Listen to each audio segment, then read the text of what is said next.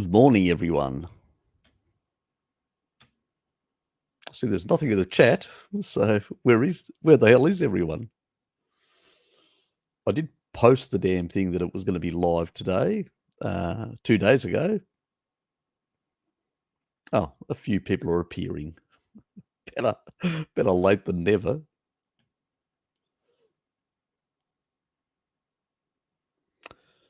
Yeah, it's better. Yeah, I've had a haircut. Yeah, as you can see. Yeah, I went very short this time, sides and all that. So pretty much cleared a lot of the debris away. I went shorter than usual. So, as you can obviously see, g'day, George. A few stragglers are coming in now. Hello, Sue. Thanks. Yeah, nice cut. Yes, yes.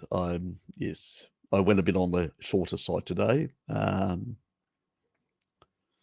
this is happening on Friday, which is the day that I actually posted the live streams would be happening today. And I was sitting on the barber's chair and he goes, Harry, how short do you want it? I go, let's go a bit shorter than normal. He goes, okay. So I did. G'day, Lukey. Richard, how are you, mate? Afternoon. Which time zone are you in? It's only 12:30 where you are in Kiwi land. It's not afternoon, actually, even in your neck of the woods, mate. G'day, Deborah. I hope you're taking questions today. I have a couple. Yes, I am. The live stream is going to finish a bit earlier today. So in 2.5 hours. So rather than my regular 3-4 hours or whatever. So if you're going to be jumping in with questions, get them in early. Stephen, how are you as well? How's it going? When I'm cooking several steaks in a row, at some point the butter in the pan starts smoking and turns black. Get rid of it. Is that healthy? And if yes, it's usually the sugar parts and the proteins, in particular the proteins that are actually being sort of glycated. So once it goes sort of beyond its smoke point and it starts turning black, yeah, get rid of it. Yeah. I mean, the amount that we ingest as carnivores in terms of the sort of aromatic hydrocarbons and all these other things, cyclic amines and stuff like that, isn't really high. You only get trace amounts from cooking a steak or most things. And in terms of intracellular antioxidants, we do upregulate more glutathione than somebody on a SAD diet or a veganurized diet. So we do have greater capacity. But at the same time, you know, the stuff that you have to clear is the stuff that you basically will be using energy to do things, which you could use that energy to do other things in the body. That's how I sort of see it. So, yeah, just get rid of it or lower the actual temperature while you're cooking at such high temperatures. Sort of butter. For higher temperatures, if you want the buttery taste, go for ghee. I buy ghee and I can use it at a higher point. And that's a better way of actually cooking. I usually use butter cold. I'll strip pieces off and just lay it on top of a steak and let it melt. Or I will use it at a much lower temperature with my eggs when I fry them, because I don't over fry them. So I use it as a lower temperature, just so the outer part of the egg gets that sort of buttery taste, which is really nice. G'day, Elizabeth. KL, always a pleasure, mate. Darkfield Carnivore, yes, good to see you as well. Oh, thank you, Elizabeth.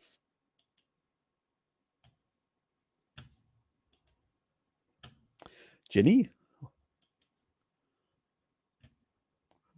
Still afternoon, Harry? In your time zone? Does that mean you've been up for through the whole night and still going? You're an animal? How are you, mate?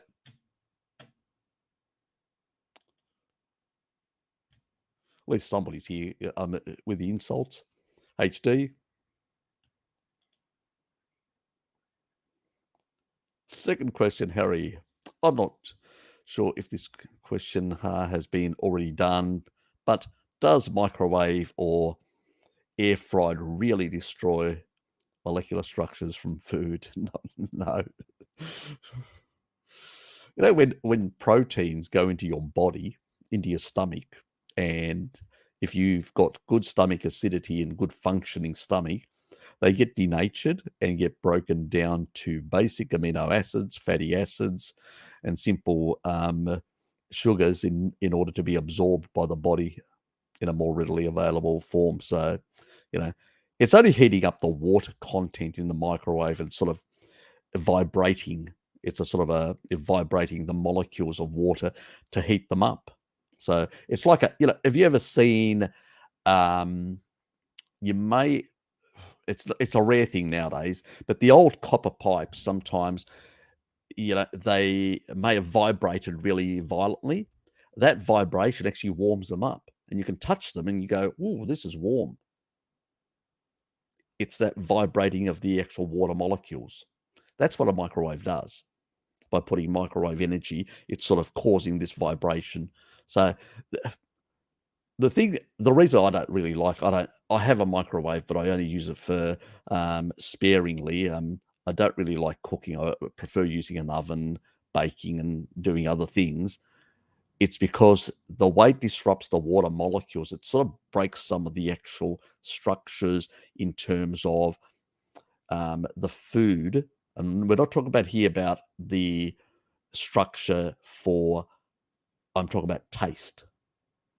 It it just makes it mucky, and it just doesn't taste as enjoyable. That's what I don't like about microwaves.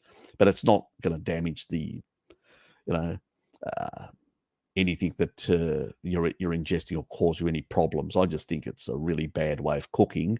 It's convenient, fast, but I don't think the you could say the the taste of the stuff is obviously, and You're an Animal says microwave food tastes like plastic, like cheap plastic injected GMO TV freezer dinner. Yeah, look, it doesn't actually taste as good, you know.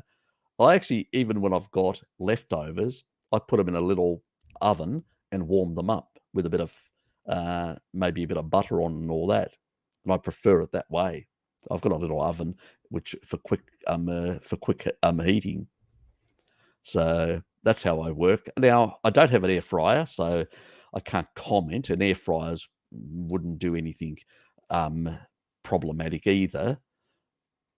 But I'm the biggest concern I have with air fryers is xenoestrogens. The plastics, the cheaper have plastics in, and I don't think that's a good thing to be putting a lot of xenoestrogens in our body. So that's my only concern with air fryers. If you can get a stainless steel interior air fryer, yep, that's fine. Sarah, how are you? What is cholesterol? It's a waxy material. That's what it is. It's basically its consistency is sort of a waxy material, pretty much. What is it on the label? Uh, I think they are measuring this waxy material. So these are a lot of the actual measurements that they have on nutritional labels come from, uh, like in America, it'll be the USDA. In a number of other countries, some European countries, I think there's some organization in Brussels that's responsible for the European Union. Um, can't remember its name. No, just it just not coming to me. And they set the guidelines in the way things are measured, and so they'll take food, bring it in a lab, break it down to its constituent parts, and then measure the quantity. So, and it's a rough estimate, sort of thing.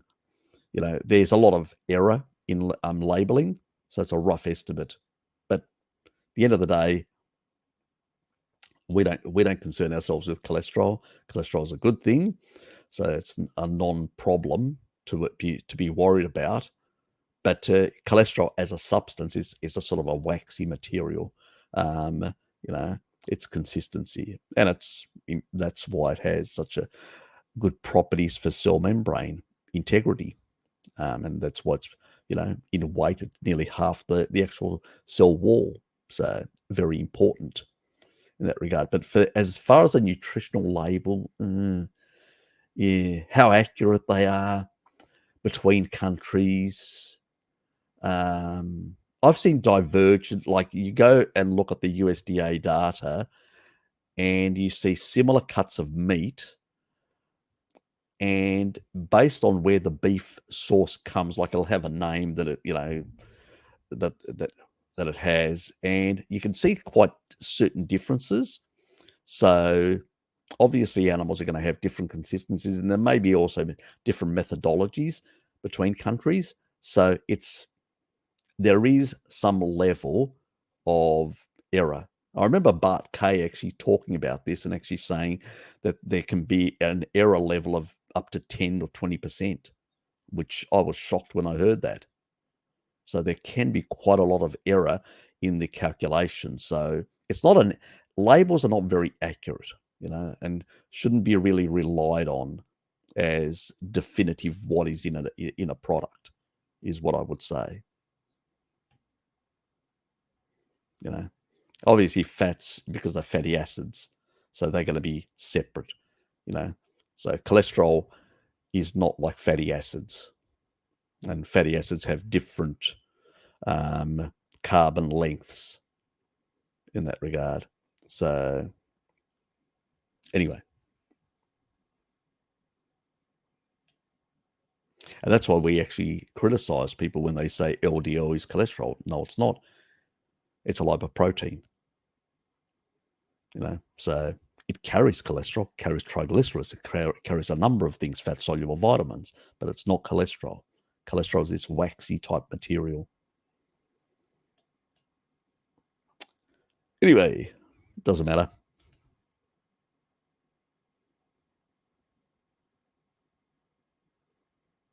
Actually, the closest thing you could actually characterize is like candle. The candle stuff is that waxy type material. That's how sort of you could characterize cholesterol as being in terms of consistency. But it's like soft candle, if that makes sense. Anyway, usually I don't get a question like that. What is it and what it, yeah. Yes. But I have to say I've never actually touched pure cholesterol in my hands. I've just heard it being described, to really know what the consistency, the tactile, interesting. Yeah. Anyway, let's move on. HD, let's begin. One question. What are your thoughts on a bit of breathing, Betico breathing, and the length and controlled pause, correlating with better health outcomes, with a lot of the blue zone being,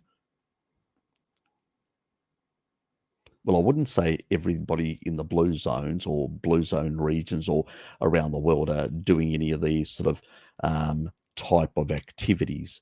Some people, yes, are doing breathing exercises and stuff like that. It seems to, but when you're breathing in a proper way, it seems to improve your jaw structure, and anatomy. It seems to improve just general health in a sense by drawing in better, more oxygen and all that. It seems also to relax the body, the vagus nerve, in terms of relaxing the body and all that. So it has those sort of benefits. And if you're relaxing the body, bringing down cortisol levels, you're oxygenating the body better and all that. That's going to have benefits. Just simple as that. Better functioning, of your body in that regard. But I wouldn't actually claim that everybody in a blue zone is actually undertaking any of these sort of exercises and all that. I mean, certain people can actually tolerate lower oxygen levels in high, and there is a benefit in that as well, because that's what your question is. But very few people do that. So I have never seen anybody say that if you hold your breath and raise your CO2, that you're going to live longer.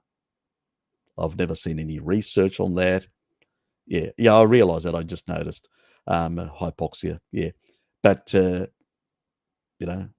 it seems to have some benefits, anecdotally. But then again, I don't know. Really, whether it long term. I've never seen one study showing long term, even an observational study showing long term comparing two groups. So, I tend to basically see breathing exercises in terms of calming the body down, improving the oxygenation and all that. Obviously, if you bring in more oxygen, you're going to be generating more CO2 as well, because you're actually gas exchanges that are going to happen. It's only going to be marginal, not massive. We're not talking about massive here, very small differences. And whether you're holding on to your breath for longer, I think where the myth comes from is like these people that are living up in Tibet and other areas like that in these high elevations, and so there's less, the density of oxygen is lower, and they tend to live longer. But there's other factors as well. So I mean, the Maasai live over 100, up to 120 odd, no different than these people. So where's the advantage in the breathing? I don't see it. And also, these people are getting glacial water, which is lower in deuterium. So the Maasai are getting it from the animal products, the lower deuterium stuff, the fats and stuff like that. These people are getting it from the water, which they're using on their plants, and their animals are eating, which they're consuming their dairy products and having some of their meats and all that. So they're getting low deuterium foods. So is that having a bigger effect than the breathing stuff? I'd suspect so, because you don't see that relationship between the Maasai and them. Their common factor again is low deuterium between the two groups. So,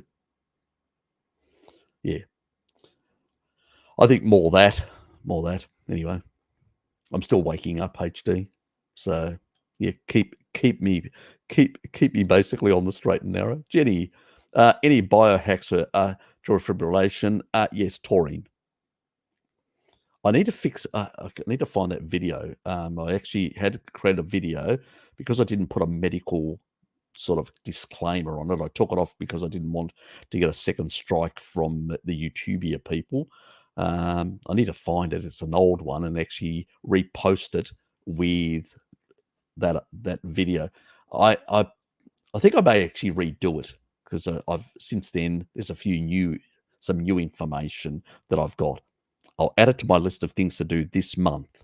So expect something, and I'll cover the science and stuff like that and all that. So buy yourself some taurine. I do have some information on the one that I usually recommend. Anyway, is there in a bit? And there can be other factors as well. For instance, thyroid medication can actually affect your levels of vitamin D and your serum calcium and phosphorus levels. So that can also cause arrhythmias. Are you on thyroid medication, as an example? So there's a lot of other things. Medications can disrupt and cause arrhythmias as well. And it's not only that, there's many other medications.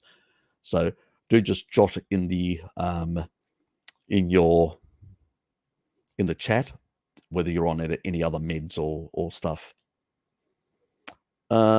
Is there any benefit for supplementing L-leucine for muscle mass? No, not really. If you're eating enough protein, yeah, if you're eating enough protein, yep, no.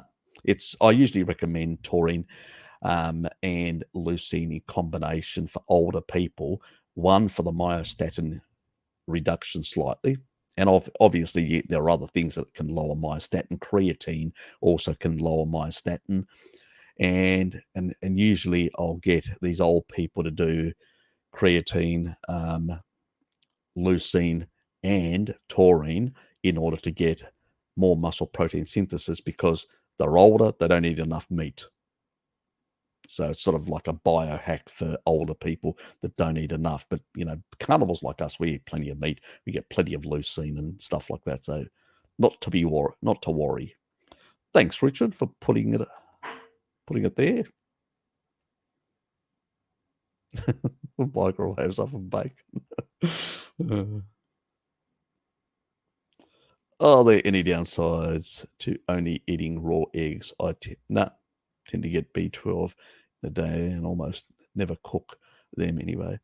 I've got no problems with raw eggs. Even the biotin issue is a non-issue. You only bind about 27%. The rest of it's all available as long as it's whole egg. If you're only eating the whites, then you can induce a biotin deficiency. But there's enough in the yolk to offset. And yeah, that's another video I need to make. But anyway, so it's fine. And the advantage of raw eggs is you can swallow more. I can't eat fried eggs, probably 6, 7 eggs. Boiled eggs, hard boiled eggs, probably 8 I can manage. When it comes to, I can put down 20 odd as raw because it's really easy to swallow them. So you can get down more, is what I find. So if I ever want to I've got an injury, and I want to basically get more phospholipids and more stuff to heal, in particular more cholesterol and stuff like that. What do you think they give to burns victims? They give them this egg powder. Now they're using medications, the modern doctors. Back in the old days, before they had all these meds, people used to recover quicker in burns victims, and they used to basically give them shitloads of eggs in powdered form so they could get more into them. So yeah, it's a good way if you're healing to get a lot of high quality nutrients, phospholipids, cholesterol, and a number of the and good quality, highly bioavailable and utilizable. That's a tongue twister. Utilizable amino acids, and also sulfur amino acids, which are very good for keratin binding, the collagen, all that sort of stuff. So yeah, it's a absolute superfood for recovery. Anyway, as long as you can tolerate it. That's the proviso. Yes. Crappy, very crappy in that regard. Oh, Jenny's give me a bit of dosh, New Zealand dollars. Thank you, Jenny. Appreciate it. Hope that helped, that information. Yeah, but I will be, doing that video this month and getting it out there because it's one that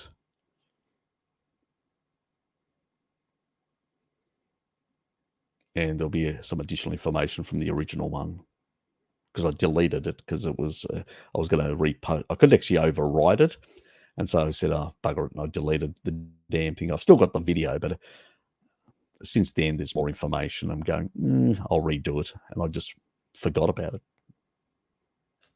So we'll get back to it.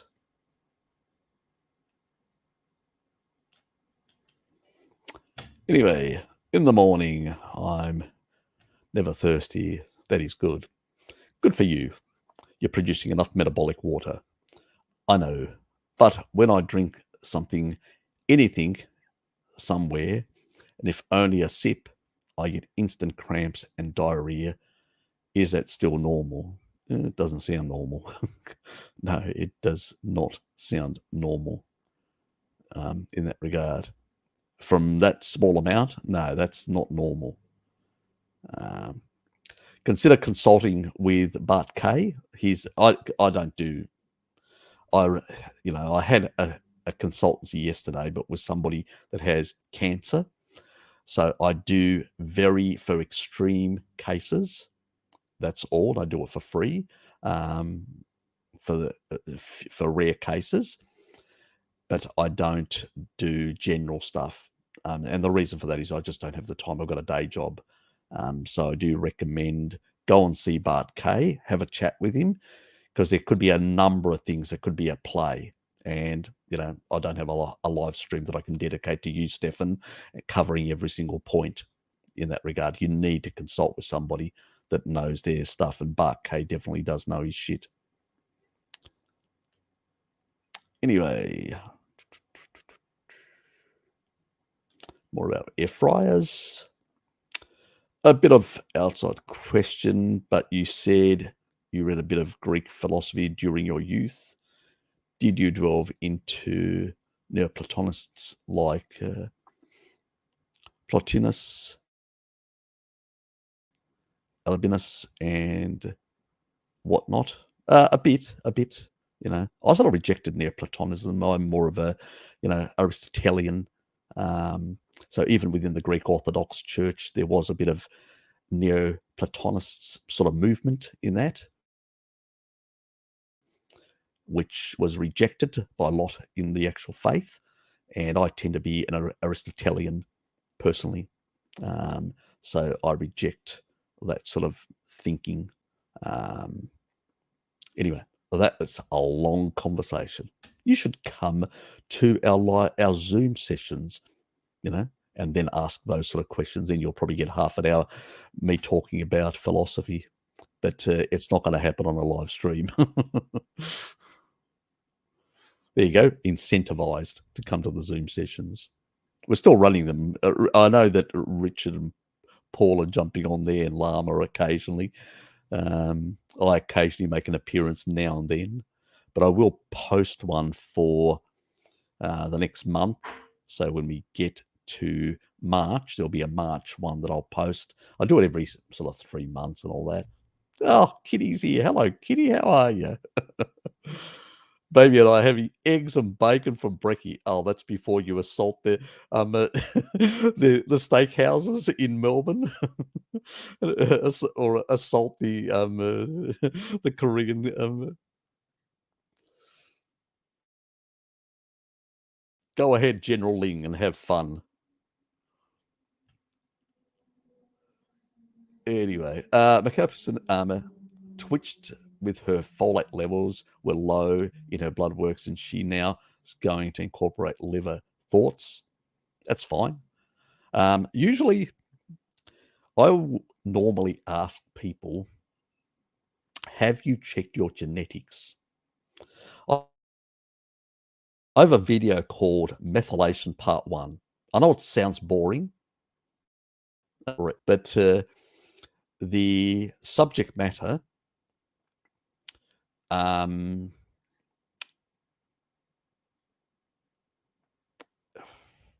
is you've got to understand the genetics, and I don't know what her genetics are. Now, if she has MTHFR like I have, then folate isn't going to fix it. I left a message ages ago on one of Chris Master John's. He didn't actually answer me. Then he came back with some, ridiculous sort of statement and then ignored me, which is fine. People don't have to answer your questions.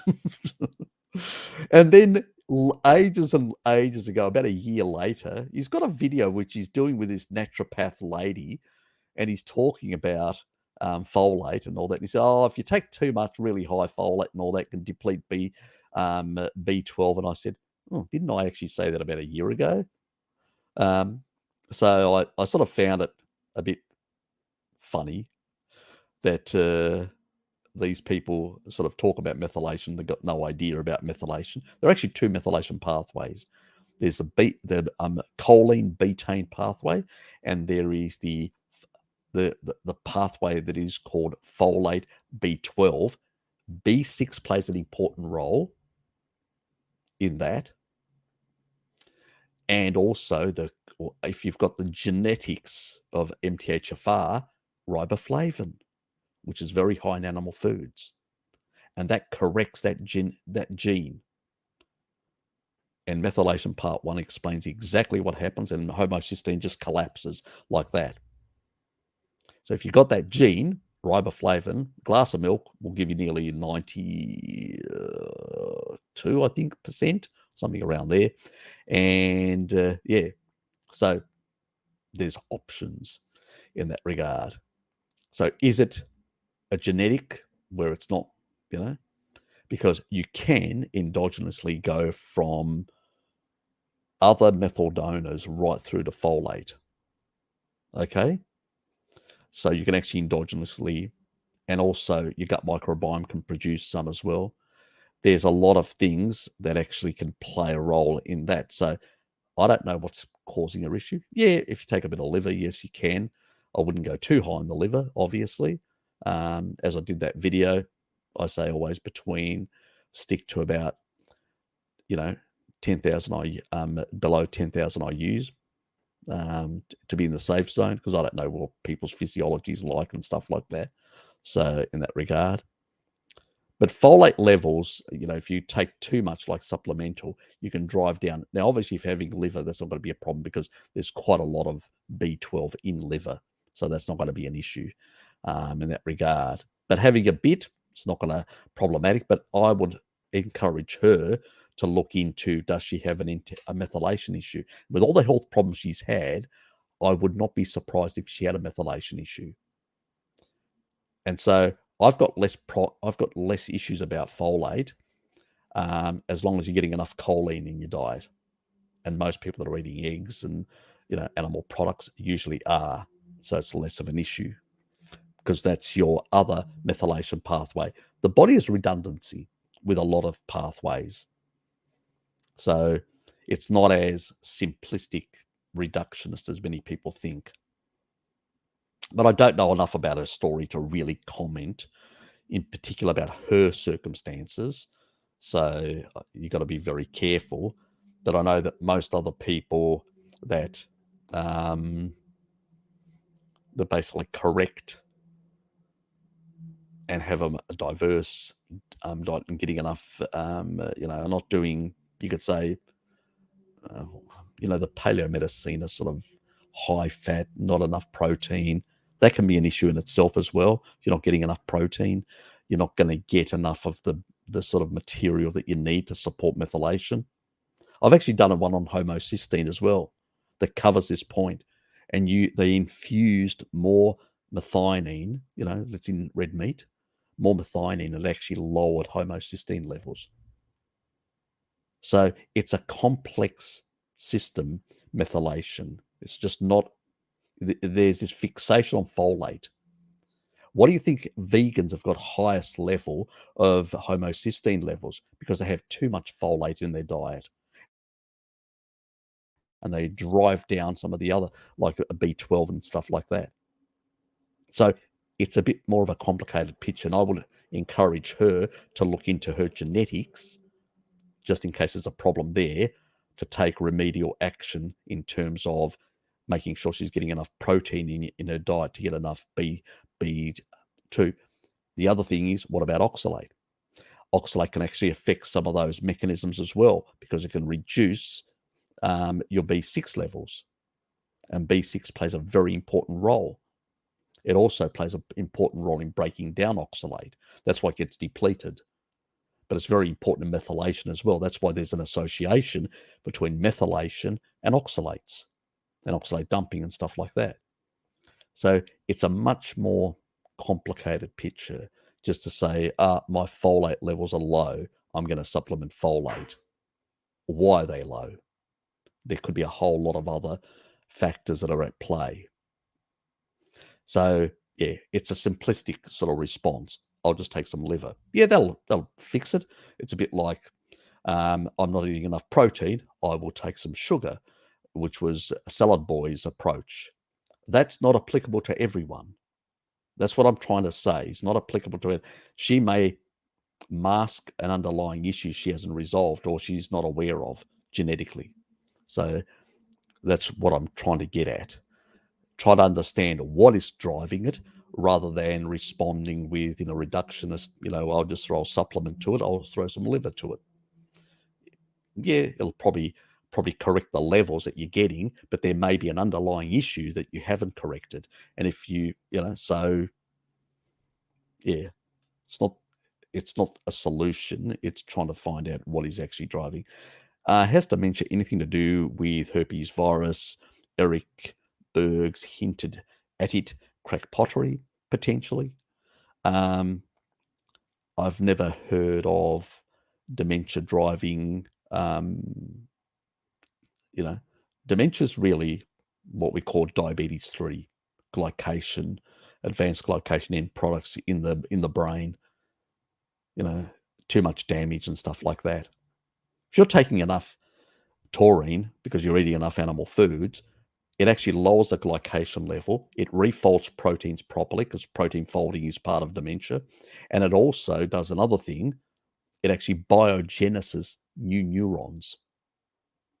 So in the brain, not in other tissue, but primarily in the brain, taurine is involved in producing new stem cells for new neurons in the brain. So a carnivore diet is going to mitigate anything like that. I don't think, and also if you've got with taurine, you're going to have good homeostasis of calcium, and calcium is something that actually suppresses the herpes virus. It actually puts it in remission.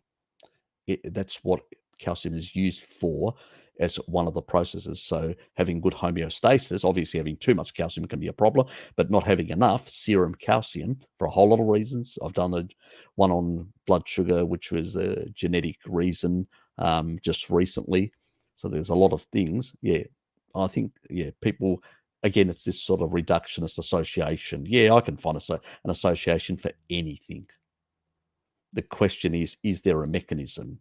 Please provide me a mechanism, Eric, a cause and effect mechanism. Yeah, so I'd have to conclude that your last part of your question is correct. He's a crackpot for making those assertions without any experimental or mechanistic proof. Anyway, Elizabeth, Harry, why do people who eat a standard mixed diet seem to tolerate more that food than the ones that have already switched to carnivore, keto, and all that? It's just a gut microbiome. That's all it is. You've changed your gut microbiome. You down-regulated certain enzymatic pathways and up-regulated others, and now you don't have the same tolerance. It's like any like poison. If you take a big bolus of poison, it can kill you. If you take a small amount every time and just increase it. Sorry, there's planes flying over and creating noise. I think there's some sort of the regatta thing that we've got. Anyway, it's a public holiday on Monday, so I'm gonna just sit back and enjoy myself. But anyway, that's a completely other question thing. So I've basically would say that the key reason is that when you take these things, it's like as well with tolerating alcohol. When you don't drink as much alcohol for a very long time, then you have a drink of alcohol and you go, ooh, it's same sort of effect.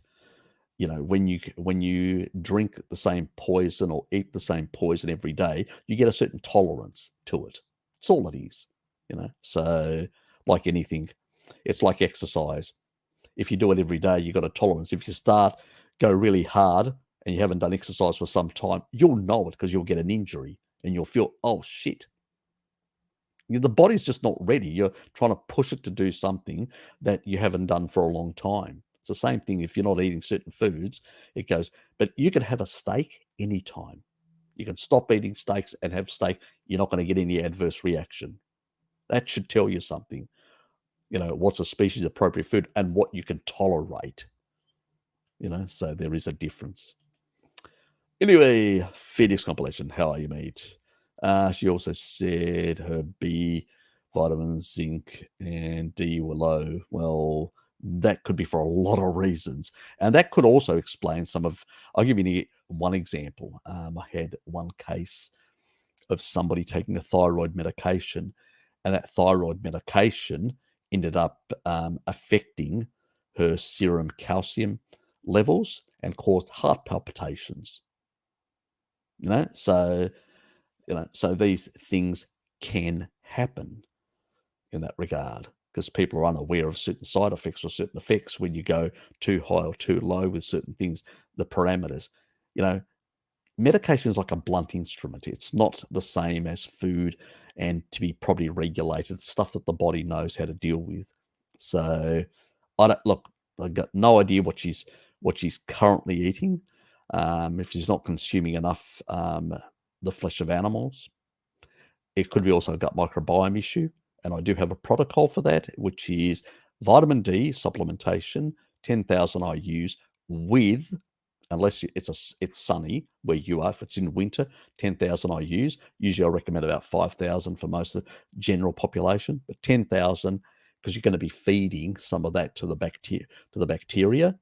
You also want to take that Deuterium bacteria to suppress some of the pathogenics, and then you want to basically be incorporating some of the lactobacillus as well, bringing those in, and you do for 3 months because you don't want to do it longer because you'll end up with insomnia because of the pantothenic acid storage. That's another issue, but yeah, and you do it to restore those sort of normal levels. There could be underlying gut permeability issues she hasn't resolved. I don't know. I'm not her physician. There could be a number of things, but I know that people that I've chatted with that have done these sort of protocols that I talk about and all that, go then do their tests, come back, all their levels are normal, all their levels are good. So that can, I mean, I'll give you another example, that thyroid thing. It will, you over time, your levels, this is what this lady that I was dealing with yesterday, her levels of vitamin D started going really high, but her active form was lower because the thyroid medication was allowing to increase the 25-OHD, the stored form, but the active form was much lower because you couldn't actually do the conversion in the kidneys because of the thyroid medication affecting that. So it's always a complicated picture, and I always ask for people for all detail. What do you think I ask for medications and everything, all the details? Because there are certain reactions that happen, and I need to know, what are people doing? What are they putting into their bodies? Because it makes a big difference. Yeah, so yeah, it's hard to comment about people because unless you have details about them, what exactly their history. G'day, Jonathan. Not a problem. I did send you a link for the Eurasian one. Yeah, and appreciate it if you do pop in. Thanks if you've got the time. Make sure it's okay with Sophie as well. Elizabeth, also the tribes like Inuit get sick sooner than people eating shit. It's not supposed to be there. My mitochondrial function is optimal regarding for those that have been.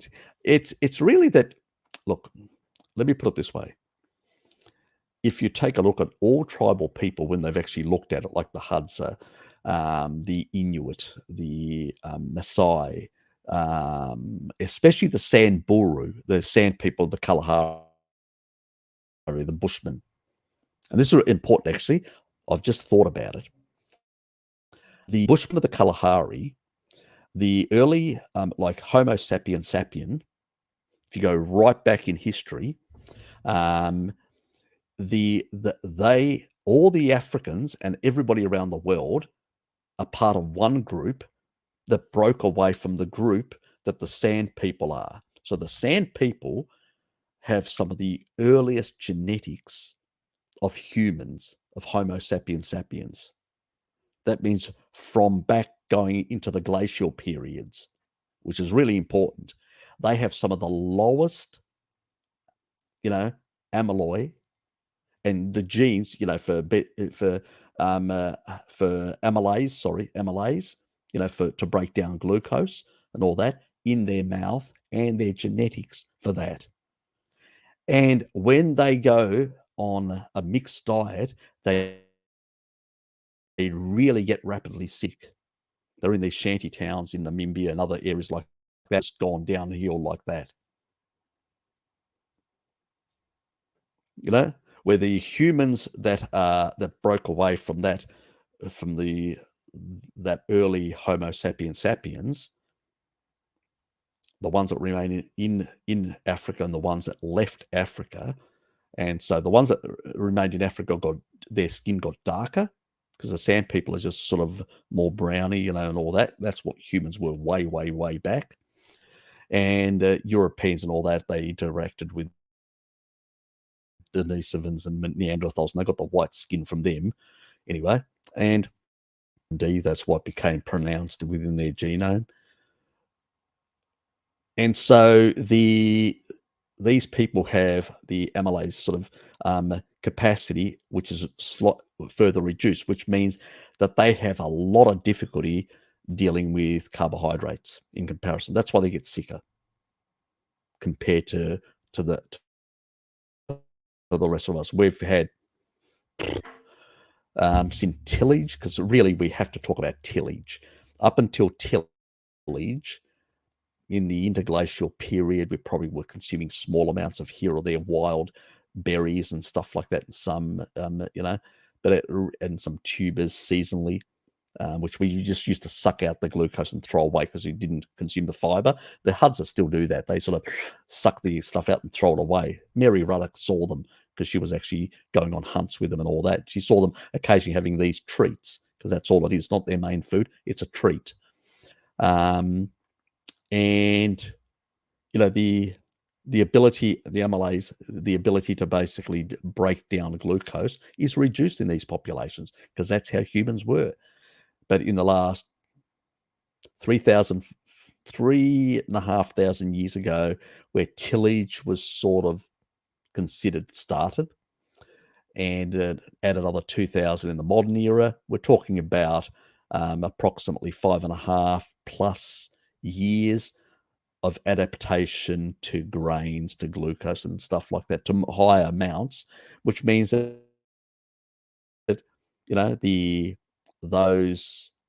the capacity to break down is much higher, and much higher in populations close to the tropics and that have consumed a lot of carbohydrates in what we call civilization and tillage times. So yeah, they can tolerate much better. Doesn't mean it's healthy for them, but they can tolerate it much better. Yeah, well, these people can't as well. So there is a bit of that. Can you explain niacin deficient from excess leucine and poor tryptophan conversion? If you're eating the right stuff, you're not going to have the problem. If you're getting enough piggy, you're getting enough tuna and stuff like that, you will not have the problem. And it's only people that have got certain genetics that this happens to. So unless you've got the genetics, and I usually say, if you've got the genetics, let me just have my coffee.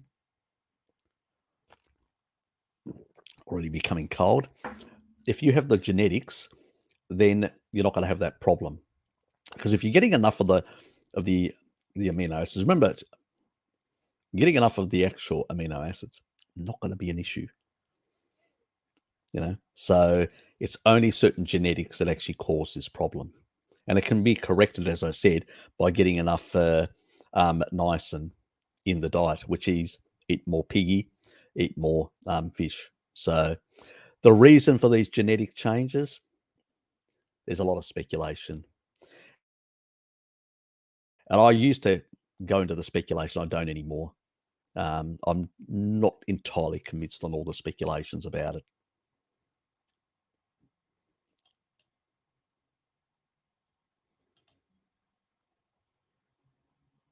Yeah. Tell me what you eat as well. Explain to me what you eat. If you're only doing a like beef only, that could be the issue.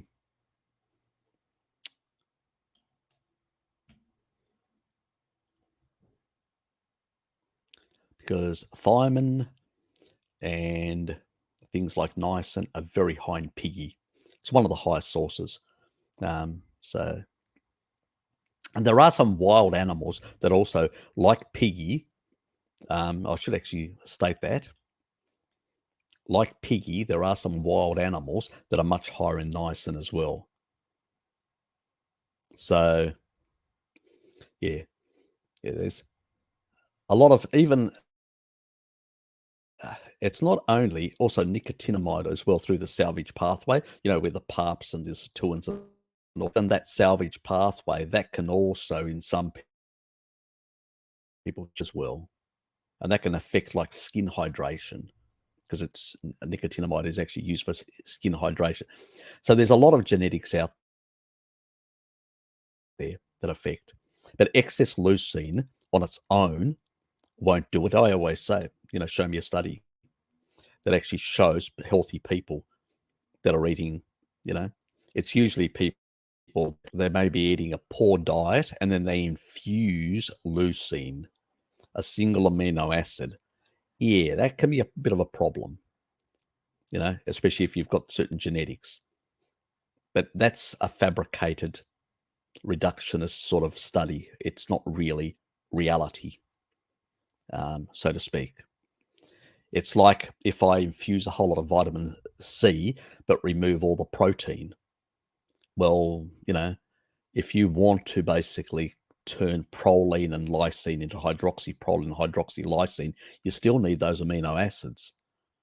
It's not the amount of vitamin C, it's having the aminos that can actually be converted. And if you're eating enough, you're usually getting enough hydroxyproline, hydroxylysine anyway in the diet. That's a moot point, but I'm just using that as an example.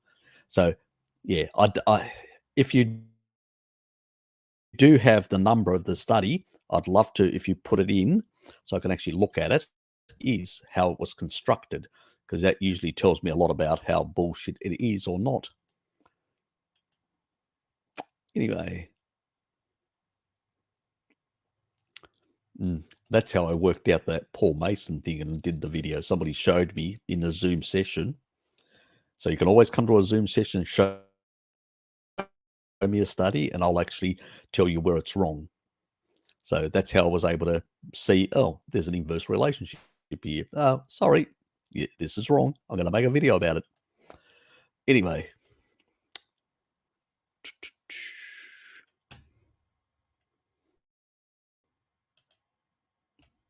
Oops.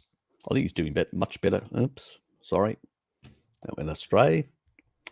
I'm assuming the label of yeah. Look, I really am uncomfortable about trying to validate labels. Yes, because it said 4 grams of fat per serving, like 20 grams of, yeah, they say all sorts of things. How accurate they are, there is something like a 10 to 20% error rate, depending on what they're looking at. That's a question you should ask somebody who's done nutritional research, like Bart Kay, George, because he's probably done some of the research and he knows exactly the percentages where they get it wrong.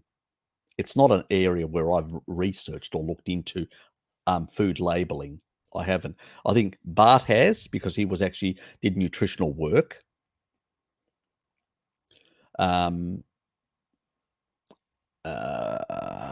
What's her name?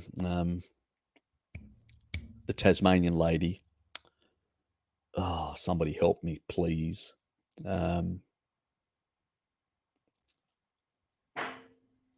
Anyway, I can't remember. There's a lady down here.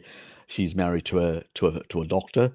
Um, yeah, yeah, and I think she's done something on food labeling as well. There's some um, l- lady in the low carb community. Like there's a video. I think it's about a years old now in low carb down under, and I think she did on nutritional labels some sort of thing about the inaccuracies and the problems with food labeling and stuff like that as well. So, yeah, you got to go to people that actually research the subject matter. I'm not an expert on food labels. Um, so I'll probably, you know, I can't give you a correct answer exactly what I think. For me, I just look at the labels and try and see, are there any strange chemicals or crap that shouldn't be there? That's sort of, and it's usually my s- some of the drinks that I primarily than anything else.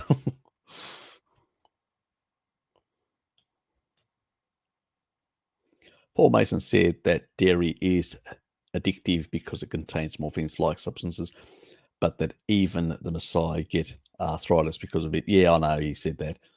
It's a bit more complicated. Only 30% of Maasai apparently get this, no one else. So it can't be genetic. Sorry, so it has to be genetic. So if 70% are eating dairy and getting no arthritis and living into their hundreds and beyond, it's not the actual dairy at all, is it? It can't be. And we don't see it in other populations around the world. You know, arthritis is involved where we saw massive arthritis emerge is with grains.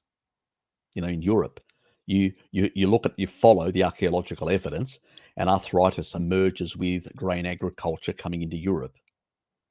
So that's the best research we've got on arthritis and joints and stuff like that, grain agriculture. And the same thing in the Americas, in the southern states of the United States, in some of the Central American areas. You don't see it in the North American Plain Indians, and you don't see it in the people living further south. You see it in the central part where people are consuming grains, and that's where you see some of these um, iron problems, iron deficiencies in the scalp, and these white little blotches and all those sort of things. So, no, I don't buy that. Now, who are the people that basically these Maasai? Some of the Maasai actually marrying a tribe of people who aren't Maasai. Some of the Maasai take women from another tribe who are farmers. Okay, now they bring some of their food practices with them, and they also still consume it. They're allowed to within the tribe because they come from they had a different tradition. They're allowed to keep some of their traditions, but they have their children, they pass on some of that stuff. And so you got to be very careful unless you understand the ethnological dynamics of a specific group and stuff like that. You can come up with a lot of spurious nonsense because if you're only getting 30%, why is the other 70% protected even though they're consuming the same foods? It doesn't make sense. There must be another reason because there's an inverse relationship, which is 70% inverse relationship. Got it? It's a bit like that calcium issue, serum calcium being lower in 24% of people.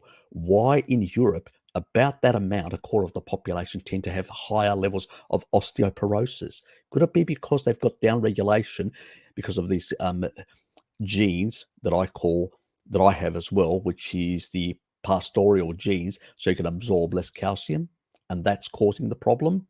How come they haven't figured that out? I figured it out just like that, and they're still trying to work it out. It's the same thing with this. This is the problem. Reductionists are not thinking outside the box. I'm the sort of person, this is why you guys come to me, because I think outside the box, and I'll go away and try and research and understand what are the underlying issues that could be at play. So yeah, I don't buy that. And if basically, milk was so addictive, people would be consuming massive amounts of it. Massive. Now, the substances that are produced in the milk for that specific animal, it seems to be a bit more where it encourages. It's a bit like mother's milk as well. There are compounds that are actually produced, which are the similar, but our morphing, these sort of substances are slightly different in human milk, breast milk, compared. Does that mean if you drank breast milk from a pregnant woman, could it become addictive? Potentially, because it does work for kids that way, and for the animal, and it's a bit like growth hormone. It's a different receptor site, not the same. So yeah, I don't know where people get this. Just because something has is it exploited by our receptor sites in the same way as in that specific animal that it was meant for? Possible, most likely no. So I don't know where, because I see the Maasai having 2 glasses, maybe 3 glasses at most per day. And Mary noticed that, and she actually took ketone strips with her and did ketone tests on those people every day she was there. And she was noticing a sort of a 1 millimole level. So this is not the sort of, oh, here's a questionnaire, just answer some bullshit. No, actually, she was quite invasive about it. I'm still surprised how she got away with it, that she was able to get these men to do blood glucose, ketone sticks, all these, and go, and the female as well. And they sort of like, she became part of the tribe. He even slept with some of the women, she told me, and all that, So she really goes tribal, and she interacts with these people, goes hunting with them, does things with them, sees how they actually live, and measures things. Something most Western academics who are too up themselves, oh, they couldn't actually go bush in that regard. No, no, we'll just give these questionnaires to some of the natives to fill out, and then we'll make up our mind what we think they're actually doing, because that's how they really do it. Oh, but we'll just test a few of the natives and all that. That's a sort of condescending way most research is done by Western academics. They don't want to get their hands dirty. So, yeah. So I would rely more on people that actually are hands-on and are looking and are details people like myself, like Mary, than some of the, things that certain people have written and then Paul has just regurgitated. You've got to be very careful what you regurgitate. That's just old paleo nonsense. I've debunked that plenty of times. There are going to be videos that I'm going to cover a lot of these things down the track, and I don't, so they will be covered, and that's why I'm not giving too much away. I don't want other people beating me to the punch, so to speak, by giving too much information away. So I think there's this year in regards to, it's all those myths, the sort of falsehoods and nonsense and all that, that series that on some of these issues as well in detail and properly demystify and pull those things apart. But that's just a teaser, which is what I gave you just now, without giving too much away to my competition. And you'll have to be patient to get the full gist. Otherwise, there's no motivation to turn up. Define low levels for a carnivore. If I'm not symptomatic, are you in fact low? Yeah, there's a lot of truth in that as well. Where is your level? Genetics do predispose people to different. Yeah, Belinda Fecky. Thanks, Hello Kitty. That's the lady. Yes. God, mind block. It must be it must be not having any nutrients today. I'm still, I just, with that zip of coffee is what I broke my time restricted feeding. Anyway, God, making myself a mess. Question: what is the best thing to brush teeth with?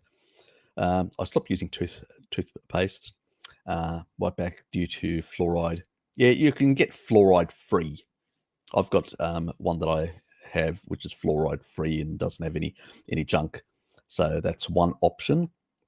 Yeah, you can use baking soda as well. Yeah, that's fine. Yeah, you can use baking soda, a bit of salt, a pinch of salt, but get the salt. You can actually get these like crystalline type salt, um, and it's sort of flakes, salt flakes. That's what it's called. So if you get salt flakes, and you combine them, and you combine them with baking soda and stuff like that, you can actually create your own sort of, you know, it's not a paste exactly, but something that you can actually brush your teeth with. There are some other carnivores that have come up with some other ingredients that they put in theirs in order to create a proper paste. I'm not really up to date on that sort of stuff. So you'll have to do a bit of research yourself, like on the to find other carnivores that have created some of their own generic types and some, So there's a lot of people out there that do them. I can't be bothered. I just buy a standard thing. Um, but I haven't been to the dentist for ages. So and sometimes the only reason I brush is just to have good, um, so you're not don't have bad breath type thing from the food and stuff like that. So I just clean up. And even tribal people, you see them, they use little sticks, they pick their teeth and just clear them out and just, sort of rinse. It's not like they go overboard. Even that is fairly good. It's the reason why I brush is this coffee stains. If you don't, you'll end up with too many stains on your teeth. Oops. Oh, don't do that. Have you noticed the new thing now? They've got a second thing you can actually put now. It's been introduced. So I put the no BS thing there. So it's like a second label. So they've got these different branded labels now that you can actually put. So there's the bubble form. There's the classic form. There's the minimal form, which is what I'm using. There's the block form. I like the minimal form. Anyway.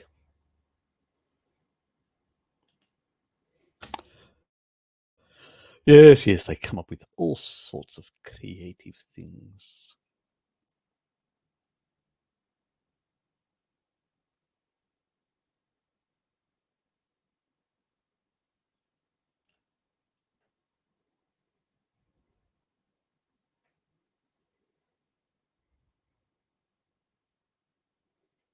Oops.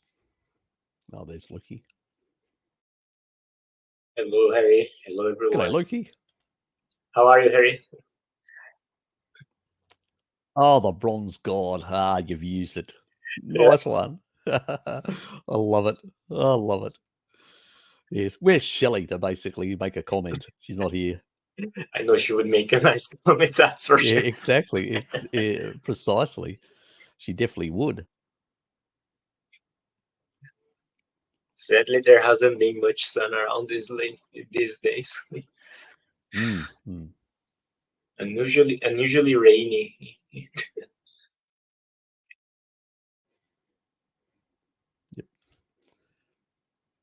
Where am I? Yep, we've touched the toothpaste one. And we're down here.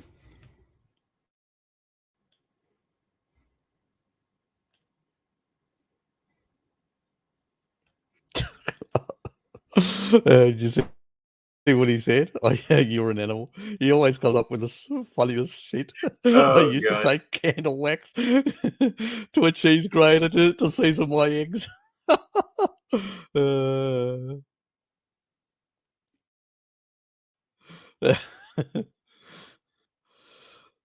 It's a nice haircut, brutal Harry. Makes you look like a sharp young man. Oh, thank you, mate. Thank you. That's a beautiful comment for g'day Raymond, to an old boy, an old dog like me. G'day, Mr. Babies. Hi, Uncle Harry. Hello, Kitty. I had 3.5 kilogram of meat at the Korean barbecue last night. We almost got kicked out. they're hitting the actual steakhouses, all you can eat, and they're just going in and eating meat only. So it's costing these companies there go these damn carnivores turning up and eating everything, Oh god. leaving the kibble behind for the others. So they're having a ball of a time, and I think they're having a lot of fun. Good for them. I think the meat prices are going to go up, or they're going to remove the meat option. These stores.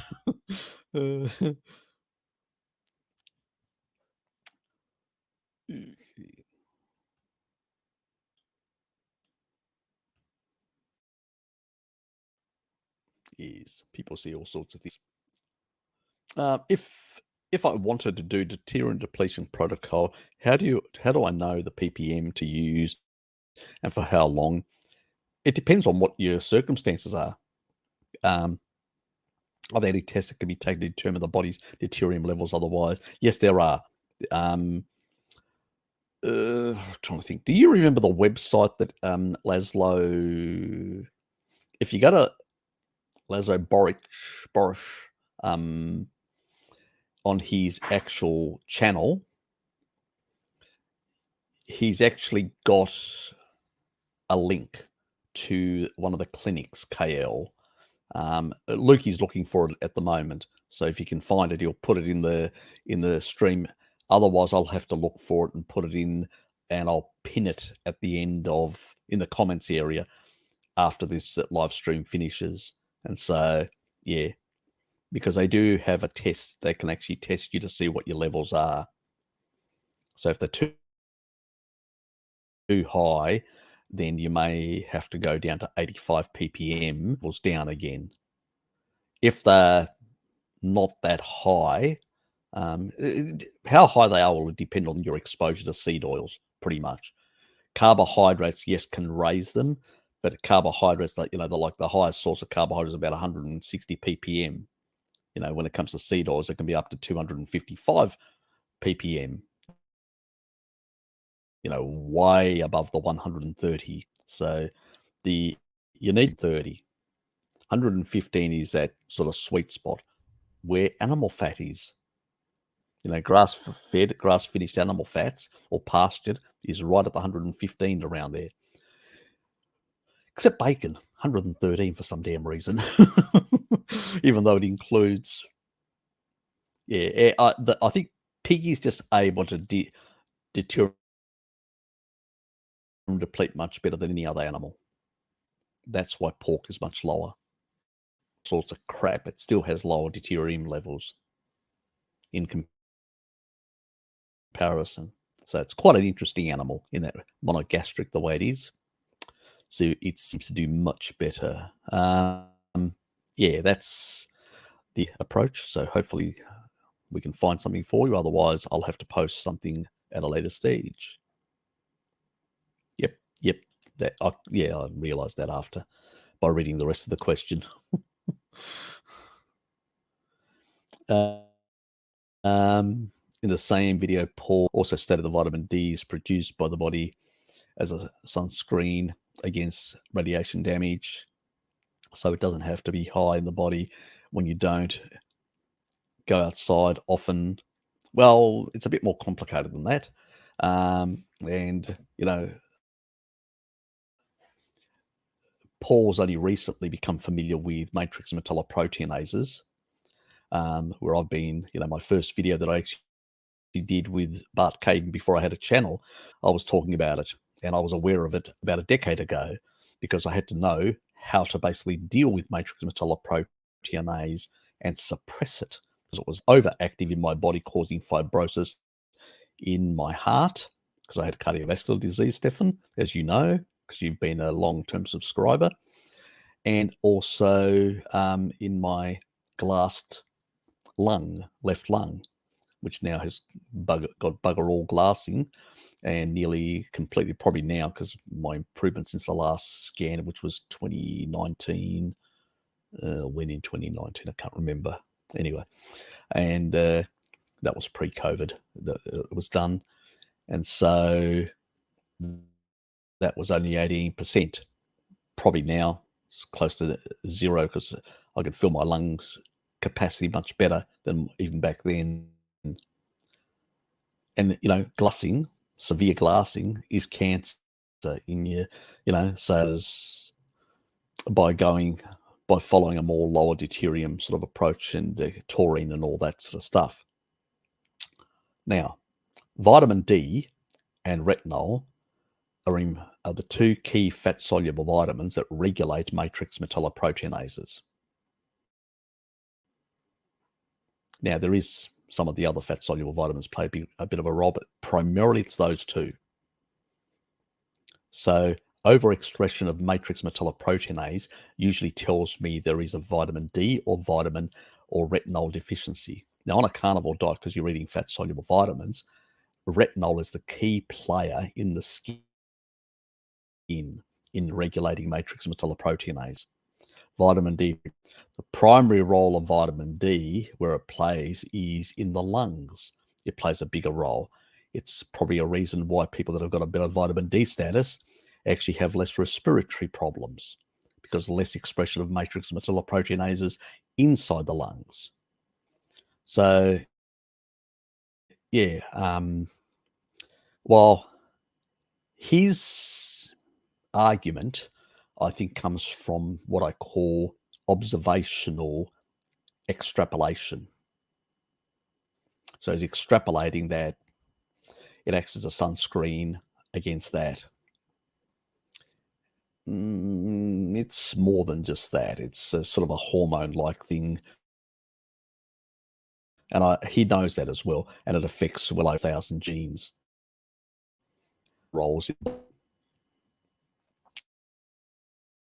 But I would say that, yes, it has some benefits in the skin as well. But the bigger role is played by, when it comes to matrix metalloproteinases, it's niacin, and is also playing a role there as well in the skin, and so is retinol. Much bigger roles. So, yeah, I'm not look. I haven't actually seen his take on it and what his argument is. So at the end of the day, if you get UV damage and stuff like that, pretty much it's been quite clearly shown that niacin and its sort of reduced form, it's the salvage pathway, nicotinamide, actually also hydrates the skin and reduces skin damage as well. Plus, so it's a bit more complicated picture. This is sort of more, sounds a bit like a sort of a reductionist sort of explanation about the role of vitamin D. So, because there are the other nutrients. And I can tell you that if people go out in the sun on a standard diet, like a bullshit diet, a mixed diet, everybody gets burnt and gets damaged. They're still getting vitamin D, far more damage. Now, why is that happening? Because that's the matrix metalloproteinases being overexpressed and not being regulated. Vitamin D doesn't have a strong regulatory effect on matrix metalloproteinases in the actual skin. It's retinol that plays the bigger role there. So a carnivore diet, most people go on a carnivore diet and they go, oh, I don't get sunburnt as much.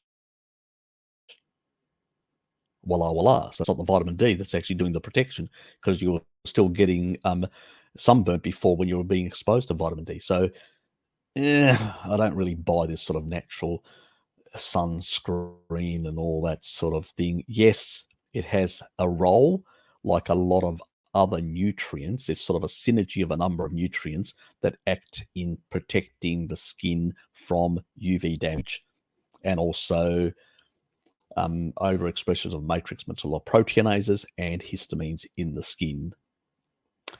Yes, anyway, but primarily MMPs. MMPs are the big players here that are degrading and de-enriching collagen. And a lot of the skin lesions acne and all that is overexpression of MMPs. And that's why even Weston A.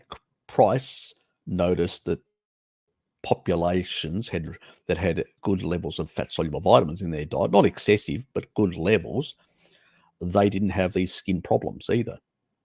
So, yeah. Anyway,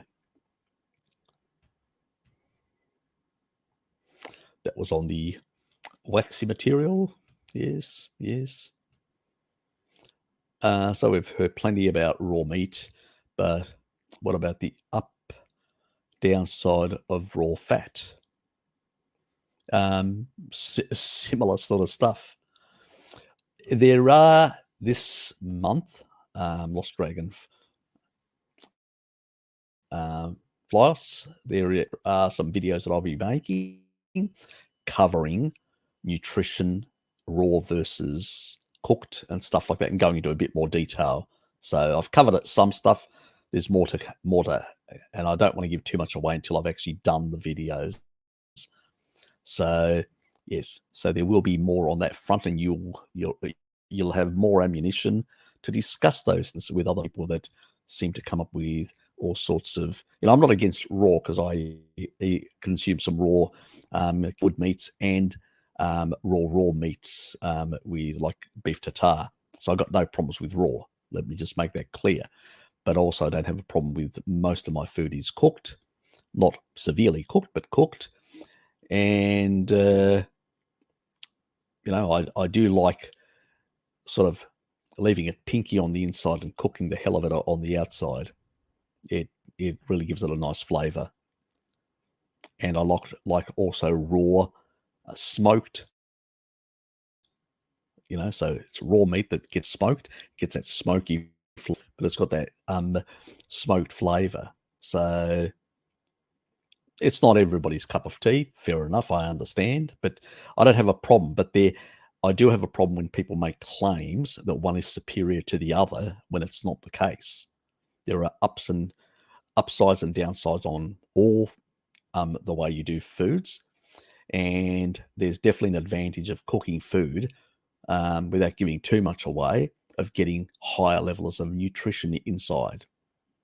So without going into the details and giving too much away until the videos. Anyway, let's move on. It's about breathing stuff. Using betaine powder. No access to. Yeah, look. Usually betaine can be converted back in the body. I just can't remember the actual. I think there is a slight rate limiting effect. I don't think it's severe. I don't think it's a big problem. Betaine, the body can convert it back to choline, and then from there to phosphatidylcholine and other things for other purposes. So yeah, and the pathway is usually choline, betaine, for purposes of methylation. But choline is still required as choline for other purposes, and it can be recycled and can be rebuilt, unless you've got one of the genes that I have, which is very rare. So I think it's about a small percentage of the population that have it, that can't do certain conversions with choline. I have to get it in the diet. So, and that's probably explains why I got fatty liver very easily. I have done a video on choline and fatty liver, so there's all the way back. Yes. Exports the stuff out. Okay. Well, Harry, there's a new charlatan making the rounds. Brian Johnson, never heard of him. I think he's spending $2 million to reverse aging. He has his personal physician are both vegan. Happen.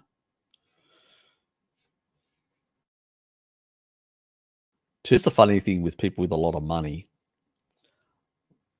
Take a look at Steve Jobs. Plenty of money. Went on a vegan diet, dead as a doornail. You know, people that approach my carnivore and do my protocol on cancer find themselves in remission or stable, usually because they can't afford the deuterium depleted water because it's too expensive for them, or certain things, and they have to go through a different type of approach with a high fat to try and actually dilute over time and avoid water dilute as much, and and it does affect their energy levels because they're not 100% fat adapted, so it's a struggle for them in that regard. They get a bit of hydration through things like Evian water, which is slightly lower in deuterium, so it's a much longer slog without having low deuterium, and so they're doing things like Physatin and things like taurine and stuff like that, which is more affordable for them because unfortunately the water is very expensive, but it's a quick way of bringing deuterium levels down.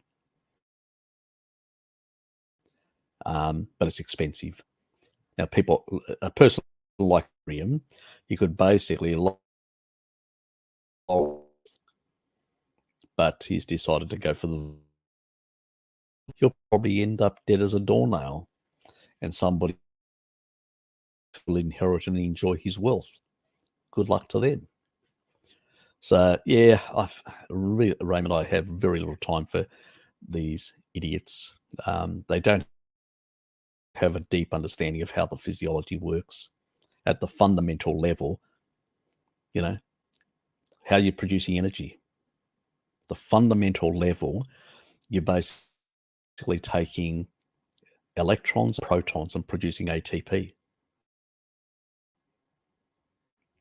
You know, and you keep recycling that. You know, ATP to ADP. You know, obviously you get off that comes, you get the phosphocreatine that goes away for the filaments to produce the glucose by pulling in, and using that method to produce glucose in the filaments to power them. But fundamentally, to power the phosphocreatine pathway, you need ATP, and ATP just cycles through. That's all it does. You know, as these protons are running through the nanomotor and rotating, all they're doing is they're taking a phosphate, sticking it onto an ADP, adenosine diphosphate, and through along the so that as the ADP is being pushed across by the nanomotor, it attaches the phosphate to it, and pops out an ATP, the currency of energy, and that will actually then be able to, provide us with the phosphocreatine we need, and and after the phosphocreatine has done his job, it actually recycles part of that phosphate from the phosphocreatine back to the ADP. It's a whole recycling thing, that is actually happening as that motor is rotating. So at a fundamental level, this is what's happening in the, and people say, where's all this ATP and ADP and all this sort of stuff? Well, a lot of it in that, those folds, you see those folds in the mitochondria when you look at the actual things, and that's the inner mitochondrial membrane type area, where also you get the, in the deeper part, you get the concentration of the gradient, the proton that area, which is between the outer membrane of the mitochondria, and that folded area is where ADP sort of floats around, free these sort of things. And those can become available, so they found them become available in their usage. So that's real. And so in order for that machinery to work, what don't we want in? Obviously, we want neutrons, because if you get neutrons, we're going to get problems. What is he saying? Hurry, buffering. Thanks, Justice. Okay. Well, I can't help that. Oh, I thought it was only It's on my just side. StreamYard at the moment. The connect. Yeah, look, I don't know what's happening today. It's just it has been a bit problematic. I'm hoping on the, once it gets recorded on the replay, it won't have that problem at all. It's just on the live stream at the moment, because you're still sending packets back, and it's the packets are being slowed up for whatever reason. I'm not sure. Oh yes, maybe some hackers, those global hackers, You're being targeted. blowing up. I'm being targeted by vagoons. Yes. Yeah. So yeah, fundamental level, you don't want neutrons going in there, and that's if you're eating a vagoonerized diet, you're going to get higher amounts of deuterium, and those deuteriums are going to that extra deuterium is going to end up, putting more neutrons in that mitochondrial membrane, the concentration gradient of that, and it means that through that nanomotor, you're not going to get protons only going through producing ATP. You're going to get going through that as it's rotating at 9,000 RPM, you're going to get things like neutrons. And when neutrons come through, it slows down energy production. As you get older, more deuterium concentration is actually dragging into the matrix more of this deuterium from the cytosol, from the inner part of the cell. And that's why we like to bring it down in order to restore better energy production and reduce any more damage to the mitochondria in that regard. So that's the sort of purpose. This sort of nonsense, you can throw 2 million to anything. It's not going to fix a problem. It's plenty. You take a look at the American military. They throw millions and millions in these high-tech weapons. Cheap artillery is actually doing more damage. Russians work that out. You get more bang for your bucks, and it's cheaper. High-tech weapons. A couple, is something. Having too many and wasting too much money on those, you can't use as many. They are ferocious and fearsome, but in actual tactical, practical terms, they're useless. Because at the end of the day, you can destroy as many of the cities or infrastructure, whatever. You still have to capture land. To capture land, you need grunts on the ground with low-tech weapon. That's how you actually capture land. So these people are delusional. They think that throwing money at a problem is going to fix it. No, it's the smarts. It's not the amount of money. It's working out how to do it. Yes. Anyway, is there any amount of protein you wouldn't go below? Is there a good start point of someone sedentary? Yeah, look, I would stick to about, I definitely wouldn't go below 1 gram per kilo. Definitely wouldn't go below that. So I know people talk about 0.8 and 0.6 and all that. I consider those extremely low. I've even got my cancer people on much higher protein levels. I don't fear protein. If you can fix with low deuterium, you can fix the mitochondria, turn off the activation of oncogenes by signaling back through enough respiration through the normal mechanisms that we've been doing it for a long time. You can turn off glycolysis. We can impede reverse electron transport. Reverse Krebs cycle with taurine. So we're starving the body of lactate, something cancer wants. It pulls in from the cytosol, which is that inner part of the cell. It pulls in deuterium. It uses it as a growth factor, and it pumps out a whole lot of lactate for fermentation. So yeah. So pretty much you have to understand how the body works, and then once you So don't fear protein. People need to stop fear of protein. You get good levels of fat. I usually say if you're sedentary and you're obviously you're a male, 1 point, that's for chicks. You're not a chick, okay? You're a man with big balls. So minimal 1.76. If you're sedentary, I usually say to people do 2.2 grams per kilo of body weight. Okay.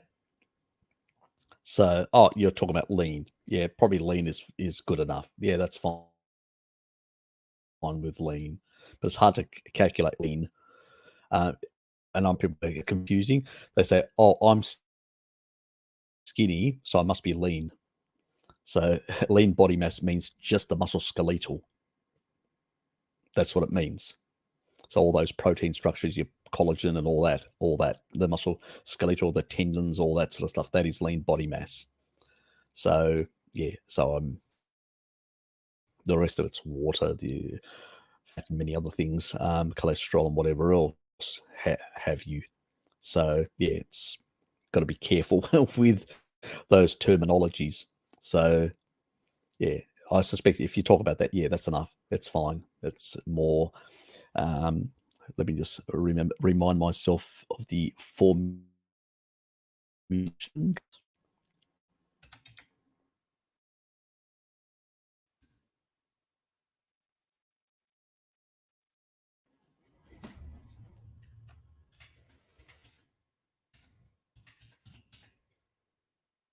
Yeah, I'd go a bit higher than that because it's a one. If your ideal sort of middle of the BMI, you'd get like a 1.13 difference if you're an ideal body mass. So if I times that by, it gives me 1.81. So we want to go to 2.2, divide that 113. So we're looking at about 195 for lean body mass. That's if you're a really lean I'm talking about ideal size, body size here, somebody being ripped and stuff like that. Or, semi-ripped, not exactly totally ripped, but, that sort of thing where you would actually target. So yeah, that's the sort of thing. So divide that between about 113. For women, it's a bit different because they've got a more fat stores, in comparison. So a woman at the same BMI has different body composition in that regard. But anyway, yeah. So stick to that, and I can't remember the actual woman's formula. So sorry, ladies. I'll have to familiarise and remind myself off the top of my head. I can't remember at the moment. Even this one, I couldn't. I had to do the conversion on the kilo.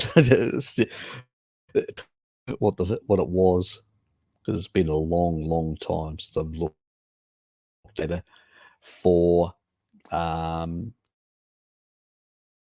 you know, sort of your ideal weight, target weight is about 1.76. So, so at the lowest, that's the minimum. And I don't like the minimum. I prefer going for the 2.2, 1.95 in your case. That'll get you the better results. What are your thoughts regarding the European Food Safety Authority suggesting that 100 kilogram of taurine a day is safe long term? Uh, um, they do say that.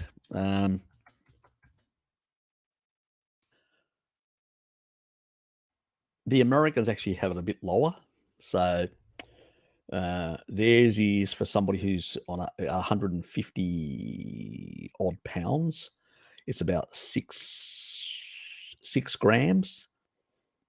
And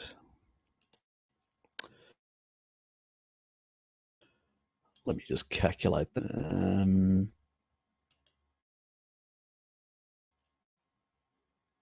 So what does that come out to?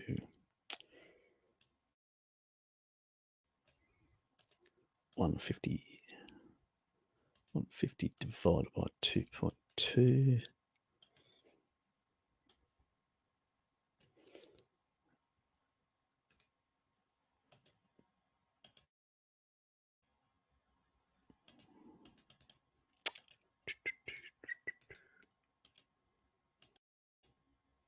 So that's 88 milligram. 88 is the US sort of.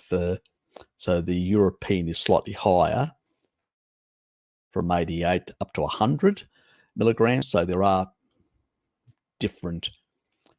I've actually used up until very recently. I've used like the 6 general people at an average weight about 6 grams at maximum. I've used the American sort of approach.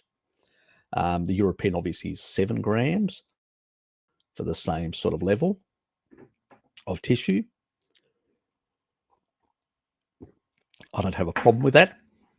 Maybe I'll start recommending that as my new benchmark. Thanks, Pavel. Maybe they had some recent additional research to show, like, look, I know that, like, for instance, 30 grams for the equivalent of 9.83 years, which is 3 months for a rat, showed no deleterious effects. But that's in a rat, okay? So let's be quite clear of that. Taurine or sulfur metabolism in a rat is different than a human, which is just another proviso there. So in that regard, now,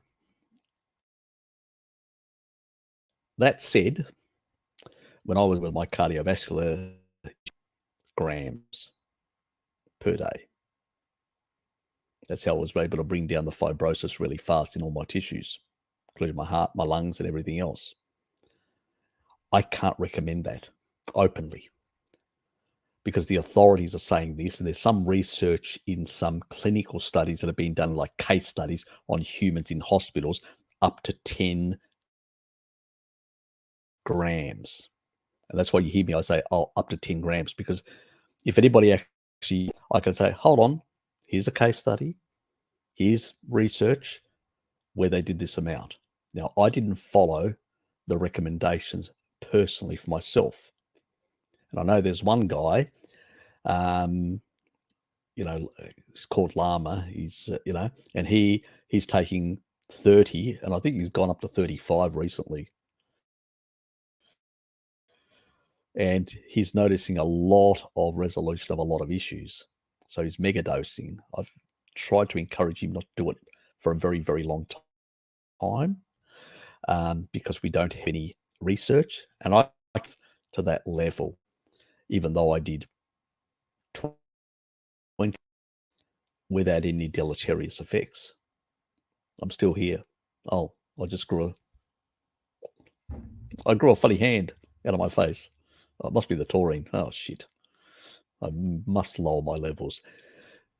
But, it's, you got to be very careful, when you're protecting your channel, what you say or what you recommend. So I can't recommend anything above 10, but I can tell you that I have done above 10, and a number of my subscribers have also done above 10 as well, with no deleterious effects. And we know in rats, and if you feel like a rat, if you've got a long tail, go for higher. It's been supported by evidence. But I can't. I find myself in that constraint position, like a lot of people. There are probably physicians, low carb physicians, and doctors that find themselves in a similar way.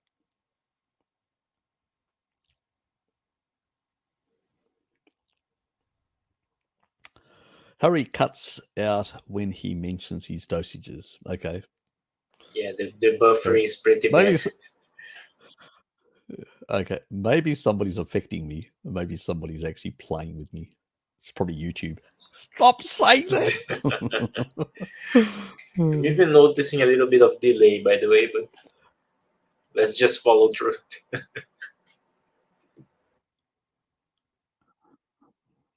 about it. Sorry, guys. I wish I could, but hopefully it'll stop up a bit or get a bit better. Cross your fingers and hope for the best. Yeah, so it's breaking up a lot. Sorry. Is it? Okay. Yep. Well, look, we'll go with it for a bit of a while, and yeah, we'll see how it sort of goes. I can't do anything about it. It's a histamine release on your skin. That's what it is. That flushing effect is a histamine release that you get from the niacin in the skin. Histamine is actually a good thing as long as it's not chronic, continuous, like mast cell activation, but small. It only lasts for about half an hour, whatever. But what it does is it encourages healing in the tissue. So, yeah. So that's how the mechanism of niacin encourages then for the clearing up and the healing, and more cholesterol to come in to, assist with that healing. So I would not be concerned too much about that. And you do not want to take the non-flush type. Please never take the non-flush type, because there is a non-flush type niacin. It is harmful to the liver. Should not be taken. And excessive niacin and stuff like that is not healthy. I've always said never take more than 300 milligrams. No more. Like, it's about NMN and NR, which is all those sort of NAD precursors, which niacin is as well. And again, sort of you've got the tryptophan, you've got the all these things as well that are playing in role, and that's why derangements, even in those sort of mechanisms, are sort of also being affected due to the sort of those sort of pathways. But yeah, I don't know. Let me quickly see if I can find.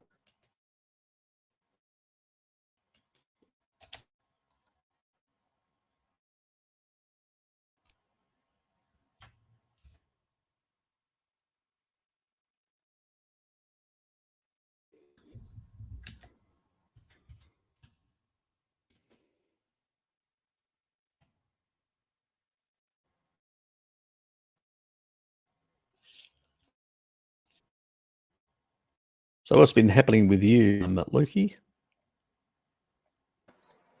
Not much lately. I'm just keeping an eye on the things surrounding the new government. Tell us what's been happening. Any controversy? Okay. Hold on a second. So they haven't gone all crazy with their wokeness. Yeah, not yet. So, but I've been hearing a few things that they plan to make the unvaccinated unable to, so take away the unvaccinated's right to government services. So far, that's the only thing I've been hearing. There's no attempt to imprison unjobs people, but you never know how that will turn out. And lately on the carnivore community, I think the things surrounding Joey have fizzled down a bit, since that drama didn't last. That would happen.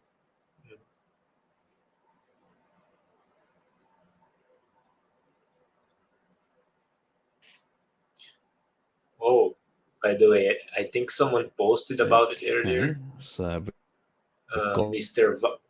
Varis making an almond protein shake, walnut protein shake, and I was like, oh, this is so ridiculous.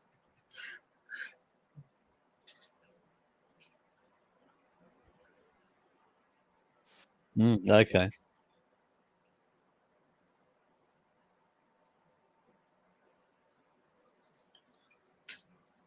Yeah, Harry, sorry if I'm like speaking over you because there's a ton of delay and it's breaking up quite a bit.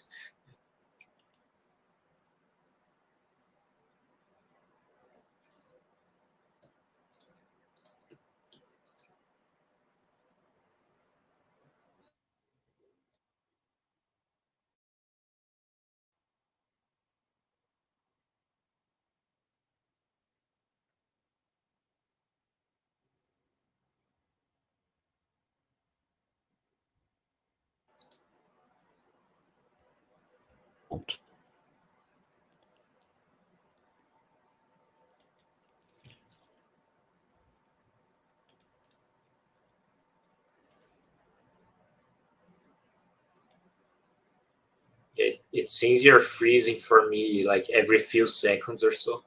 Must be what the other people are seeing on the stream.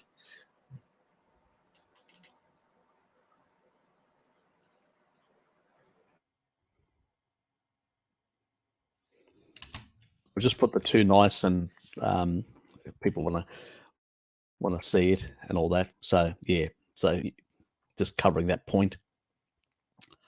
And I think I do cover tryptophan as well in that as well, because I do show the entire, all the pathways, and I do the other stuff that, like David Sinclair and all these other people try to promote those other supplements and the pathways where they come. I think it's in this one of these ones. I cannot remember.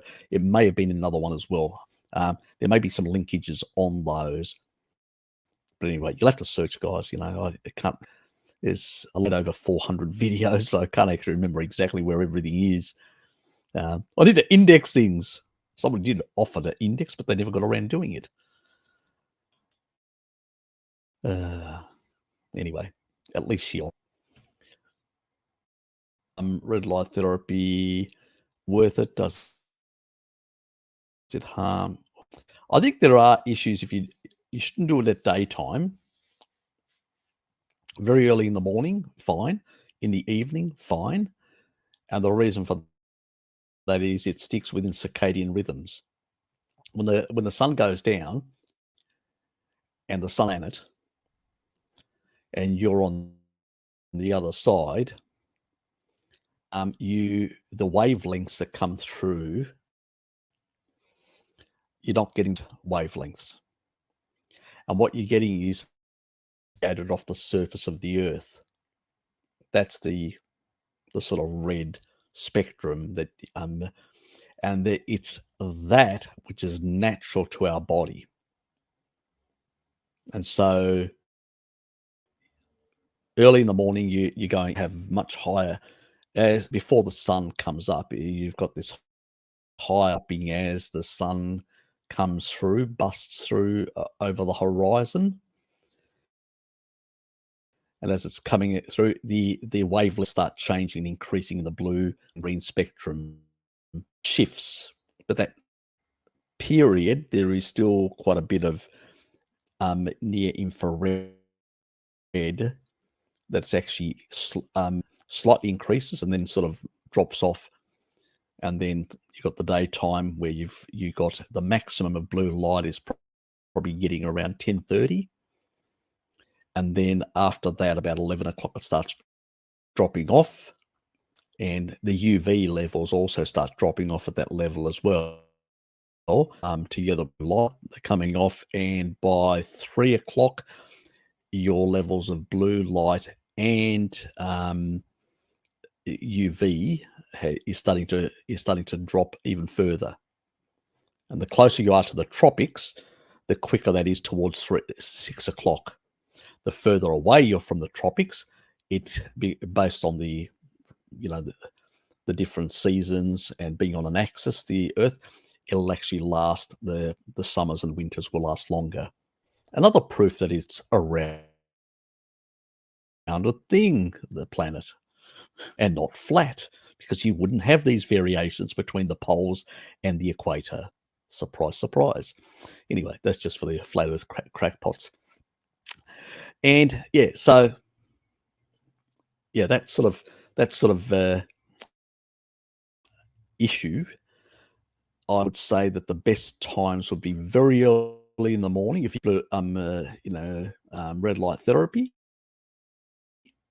like 15 minutes, half an hour, and then in the evening when the sun's gone down and all that, again, it's fine time to do it. And you're going to get some enhancements because we're indoors and we're not outdoors in those times. Normally, we would have been outdoors, tribally, earth to the planet, and outdoors, pulling up free electrons and that negative charge that we're putting in, because too much positive charge in our body creates this stiffness. Too much negative charge, this is going to basically provide is the Earth's natural antioxidant. What is an antioxidant? It's an electron donor. So so pretty much earthing yourself and providing yourself with additional, plus the red light, that sort of the photonic energy at those wavelengths seems to calm the body down, seems to have this healing effect, seems to upregulate some of the healing pathways as well, and improves the functioning of the mitochondria as well. So it has all this, we know from experimental evidence. Deep understanding of its operation, that's a different question altogether. But yeah, I wouldn't overdo it, obviously, but you have to also do it within circadian time slots. Doing it in the not a good idea. You want blue light to be much higher, and not to the level that the screen is, a computer screen. You want it to be much higher, and you don't want to be suppressing it. Blue light has its role, plays a role in the physiology. We are adapted to these cycles. So that's the only thing. Whole eggs, skull on them all day. Good. One enjoys, one who am I to say otherwise? But I'm just going to have a bit of coffee.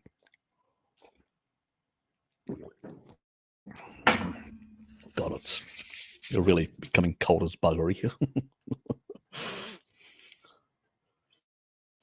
Mate. If a person ate kangaroo meat but added cow fat, butter, tallow, dripping, etc., to bring up the fat content, would it be nutritionally inferior to eating just straight fatty beef? No, not really. I think there's quite a lot of nutrition in the protein parts of kangaroo meat. It just doesn't, it's too lean. Even the Aborigines don't eat the actual meat. They eat a bit of it, but they used to dry it out as well. But their favorite part of the kangaroo is the tail. They would kill a kangaroo, and if the tail wasn't fat enough, they'd throw it away. The whole animal. They just discard it. That tells you something, that they prioritize the fat. So, and even the stuff like witchetty grubs that they used to get from the bark behind those little things, they're very high in fat as well. So yes, as long as you're getting good fat sources, yeah, I've got no problems. As I said, I think most sensible carnivores usually say about a 1-to-1 when it comes to protein and fat, and you're fine in that regard, as long as you're getting enough to provide to support your endocrine system, the hormones in your body, getting enough cholesterol. I've got no problems about the meat, the protein source. Fill your boots up, basically. Yeah, it will. It does help in the sense that the way it actually works, let me explain to you, is it reduces immunosenescence. The problem with something that replicates too many inappropriate proteins in the body is that you get this flood of these proteins these little spiky proteins around the body. And what they do is they create a lot of inflammation in the body. But also, when the immune system tries to kill them off, they also create a lot of damage to the immune cells. Immune cells suffer as they go out and do work. Just think of it. Well, that's what's happening to the immune system as well. What taurine does is has an immunoprotective effect. It reduces immunosenescence. That means it reduces the damage to the immune system, which allows it to do a better job in the activation, Ben, of the naive T cell. The T cells play a big role as well inside the cell. Macrophage can't. It works a bit different. Yeah, so,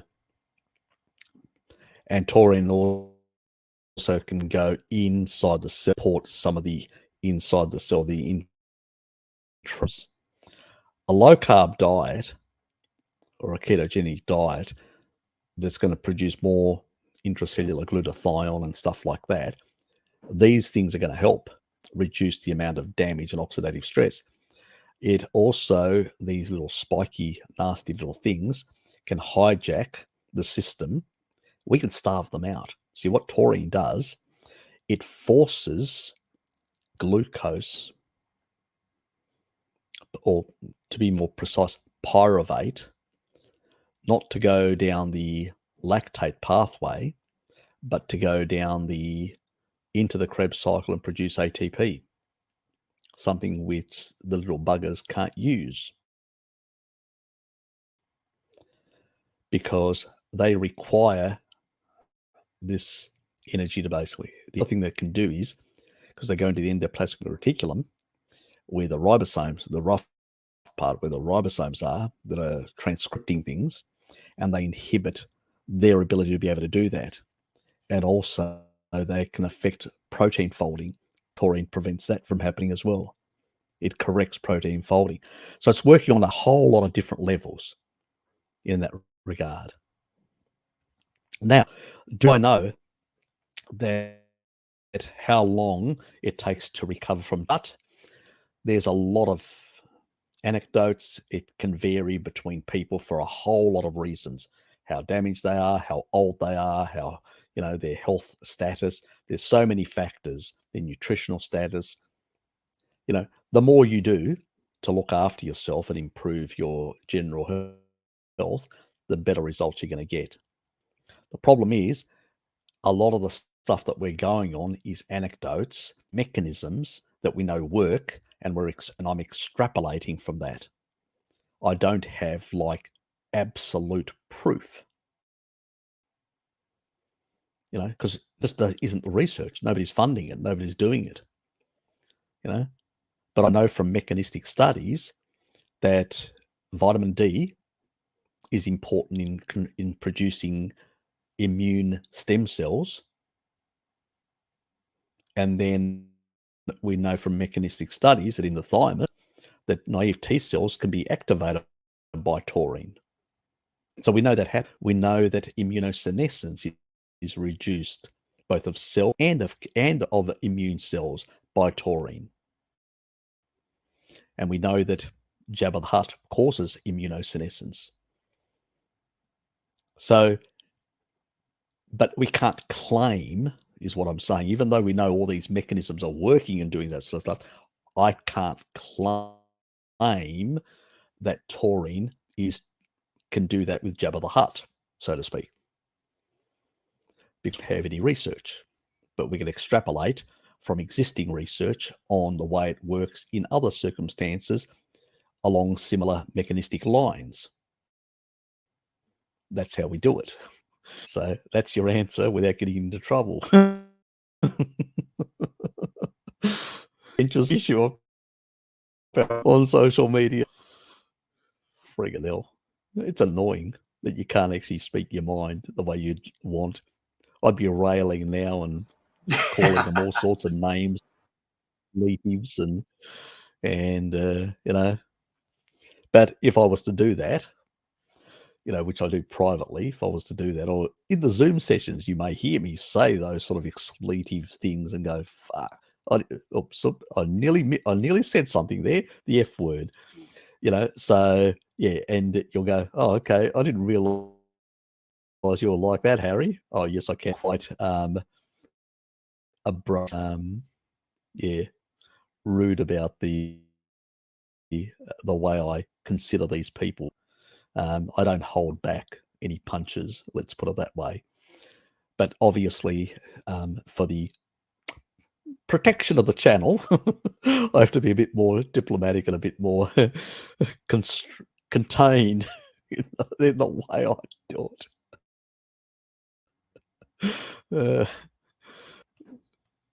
Yeah. You're welcome, mate. Oh, hold on. I'll come back to you. Sammy, how are you, mate? It's good to have you here. It's been a while. God, it must be late in the UAE for you. And I haven't seen much of you. I know Paul and Richard have, had a bit of a chat with you now and then. I just haven't had a chance to have a bit of a chat with you in one of the Zoom sessions. So hopefully, you'll be around. I may pop in on Monday. Let's put it that way. So if you're early in the morning, probably late morning, which will be my afternoon, yes, I'll probably pop in then and say hello. So if you're free, do pop in, say hello. Why do humans enjoy crunchy foods in an evolutionary context? No idea. No idea.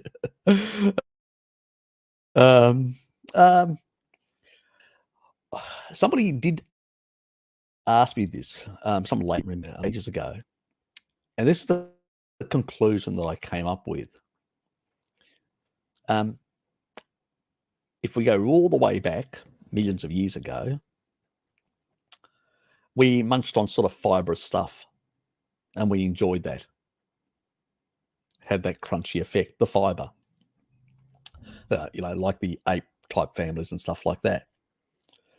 And I think that's just something. I mean, it's like a vestigial organ. If you don't need to lose it, you don't lose it. It may not play a big role anymore, but it's sort of, it doesn't need to be removed, So it possibly may be like that, the sensation, that crunchy sensation. I think all humans like that. And yeah, and I think any food that has that sort of crunch effect, and it may be another reason why we were encouraged to cook our meats at some point, and we enjoyed the crunchy taste, and we continued doing it and ended up extracting more nutrients from it as well. I'll just give you one thing there. Retinol goes up. There's a few other things, but goes up.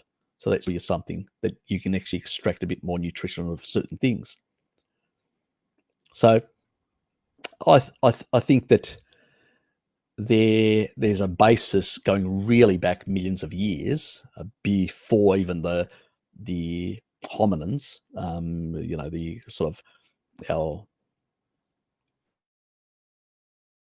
different ancestral sort of humanoid type species emerged. So I'd extrapolate on that basis, but I'd also add there may be an advantage as well for the jaw to strengthen, because something that's crunchy has got a bit more, like it doesn't give as easy. Something soft will give, something crunchy is a bit firmer. You have to sort of break through it. And I think so helps the jawline. There's an advantage in that. So, you see the things. We know that early humans would break bone, some of the minerals and stuff like that. And that munching effect also changes the morphology of your facial bone structure. And so there's an evolutionary advantage with that. I mean, I notice now that I've been carnivore for some time, and the more meat I can, teeth are much stronger, my jaw is much stronger. I can just munch through bones, where back in the past my teeth would have hurt if I did that. All the ends and stuff like that, I just munch right through them. So there would be an advantage in getting things, but at the same time, I think that it has an earlier past, going back to the the sort of plant munching period. I think that texture is sort of very ancient, millions of years, and we've transposed that into animal foods now, and that's why we like it. And I think that's why people like cooked meat more than raw meat, because it's crunchier as well, sort of has that thing. So yeah, it's a difficult one to answer. And remember, what I've speculation, some of the archaeological, historical, anthropological, possibilities. But I do know one thing, I can be definitely bones and crunching things, musculoskeletal. So there's an advantage definitely there by doing that. But whether we did it for that purpose, or we were driven to do it that purpose, or it's more ancient with the leaves and stuff like that, that's where originated, and we just continued that through the possibly. It's extrapolation again, so I can come up with.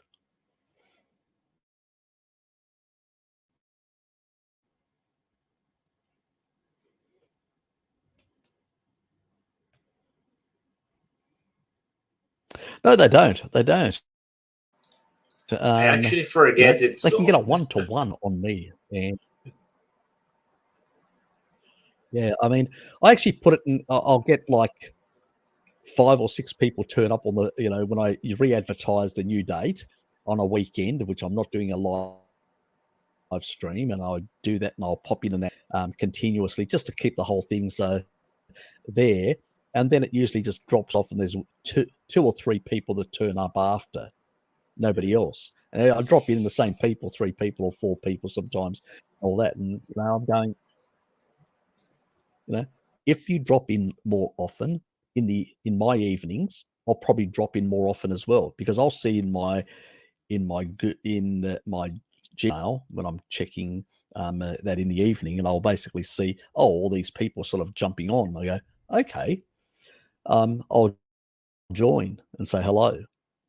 It's only there's Richard and Paul have turned up, and it's just 2 of them, nobody else. I go, okay, yeah, they're just having a chat amongst themselves. So yeah,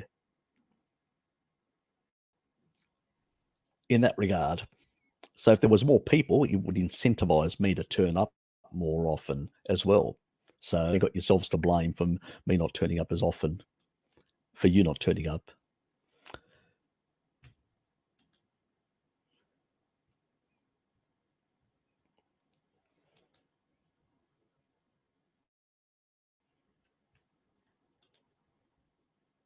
Oops.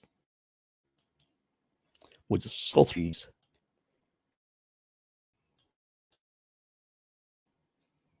Oops. Getting there. Even the questions, clicking on the questions is taking longer. It just goes hold, and then goes, then it is becoming really it's kind of weird. I have to Sorry, say. guys, I can't do anything about it.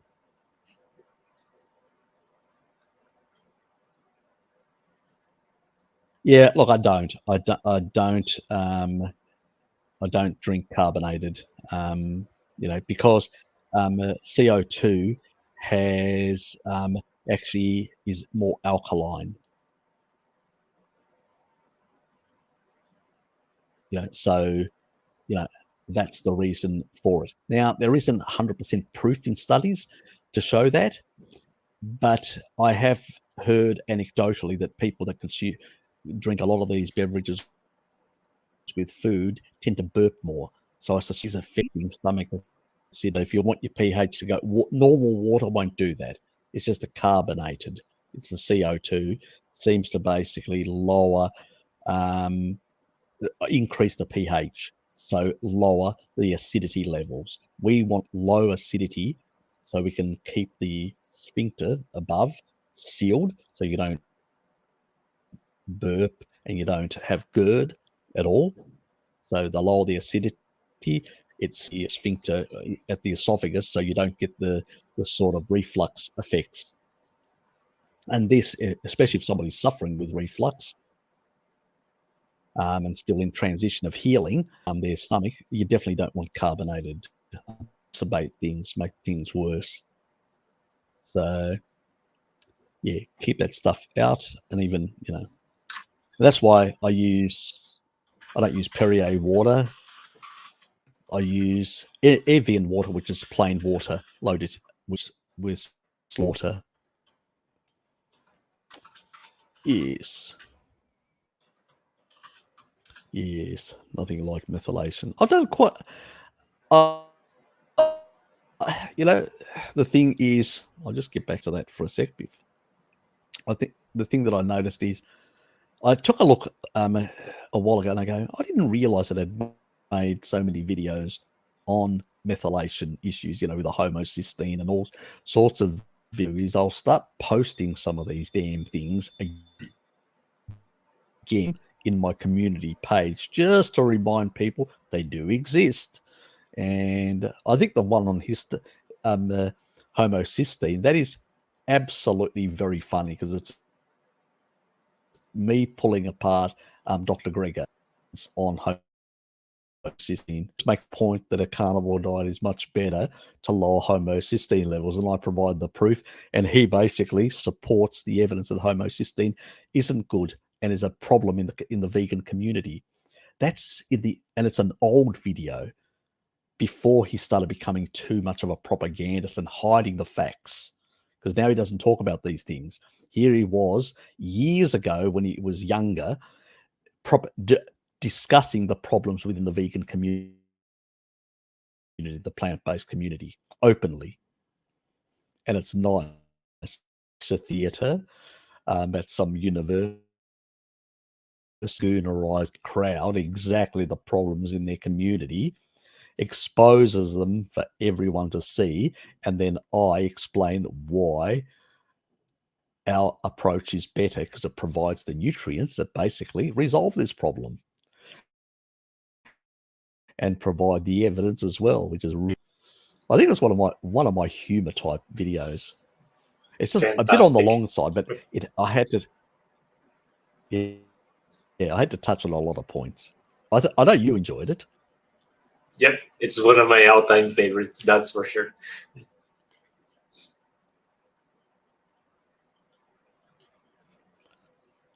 I think most of the crowd in the Discord are there from what I hear.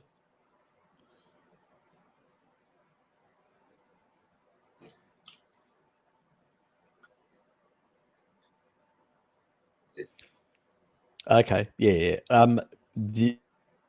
Your best protection against blood perfusion, heart, brain, everywhere is taurine. Very high dosing, but I can tell you that very high, if I basically had a stroke or I had a cardiovascular incident, 20 grams of taurine per day, at least. And in animals, it's shown to resolve the damage from strokes as well. Not only the heart issues, fibrosis, breaking that, but also resolving. Blood perfusion is the biggest problem. When you have a cardiovascular a heart attack and you get hypoxia emerging in some parts of your heart tissue or your brain, what happens is cells start dying. Then you get a whole lot of blood rushes back with a whole lot of extra oxygen. That oxygen creates massive oxidative stress because the problem is it can't be used. because my thinking is with refusion, these cells are in a state of senescence, damaged. Their mitochondria dysfunction at that stage because of the hypoxic incident. And then you taking in a whole lot of, oxygen being utilized. It's too fast, and it's creates a lot of reactive oxygen species. And that's what does a lot of the damage to the tissue, that hypoxic tissue. It's called red blood perfusion. And it's dangerous. And the only thing that's been shown in experiments where they've done it to rats, they've done it to rat brains and rat hearts, is red blood perfusion by stopping creating a hypoxia with, they use clamps, they use other things to create hypoxia deliberately in certain areas. And then they allow the blood to rush back in. And that red blood perfusion is those organs. They put an animal on taurine, high doses, like 30 grams per kilo body weight equivalent. Guess what happens? Those rats survive, and they do much better. Now, you can't do it in a human experiment. Can you imagine deliberately inducing this on a human and to test them? Not going to happen, guys. So we've only got rat. I will treat myself as a rat, and I'll megadose myself a heart attack or whatever. So I'll even put a furry tail on just to make the point.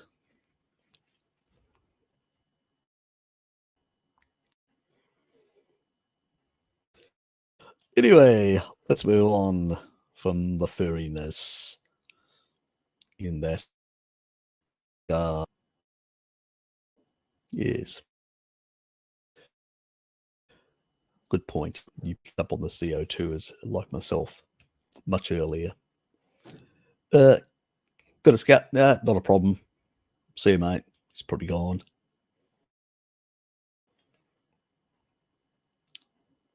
Anyway, we're 7 minutes away from pulling the plug. When do you see any new insights on the main function of the heart not being a pump, really? When did you share your new insights about the main function of the heart not being a pump, really, with us average guys? Is that to me? I don't remember, to be honest.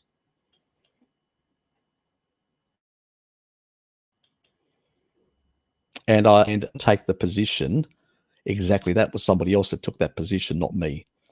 I think it's,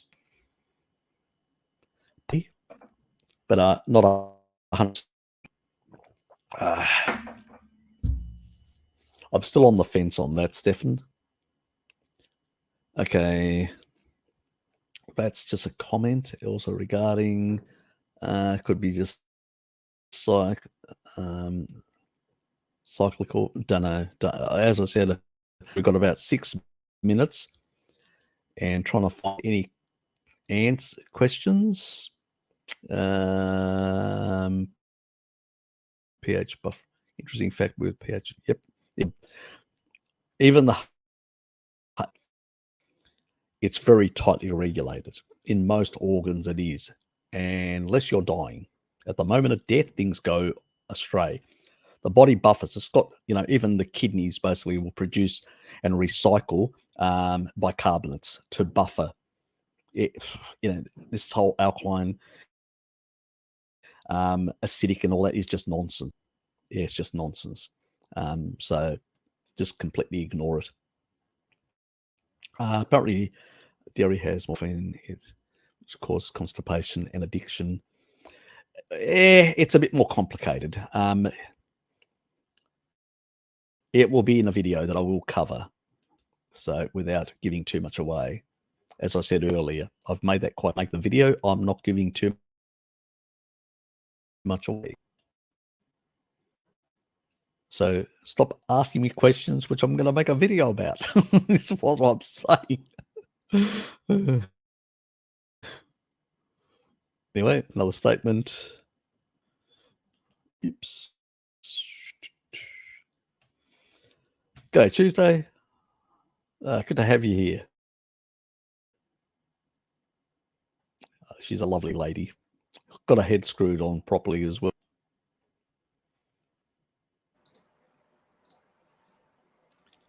Up syndrome. How are you, mate? Yes, I did get my hair cut. Yep. So I took a bit, if you can see, a bit from the sides, far more. And you can actually, yeah, about that length. So it's quite short as well. So it's just, yeah. So I went shorter. And okay, this will have to be the last question because we're basically 3 minutes. If you are older, 70, sometimes it's hard to get enough protein. Is it okay to supplement with whey protein? My hepatitis and whatever. Yeah, look, I usually say to people if they're struggling with things like that, you look in one meal a day. That primary, your big meal, and use whey at that time, so you get that sort of more anabolic effect. So, and also I would consider putting a bit extra taurine and a bit of extra leucine supplementation just to enhance your muscle protein synthesis. I've done, if you take a look at a video that I've done, if you wouldn't mind, Lukey, putting that video in the chat, it's the leucine one, you know, the one, even in a fasted state, you get more protein synthesis than if you get enough leucine in. So Lukey will put it in. So if I was going to recommend one supplement, it would be leucine if you're not eating enough protein. My dad's on leucine, and dad's got cancer in his kidneys, and it's regressed. The kidneys have grown and the cancer's halved, regressed. So don't worry about associated claptrap stuff that they're talking out there. It's a mitochondrial problem. If you fix the mitochondria, slowly the disease will go away and you go into remission and it starts healing. Low deuterium. That's what's causing the problem. It's not associated nutrients or associated things. It's just, drives me mad. That's sort of, yeah.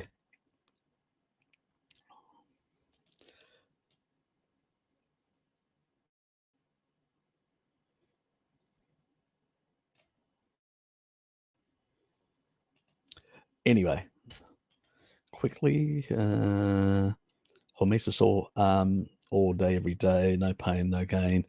Yeah, I definitely wouldn't be promoting continuous hormesis.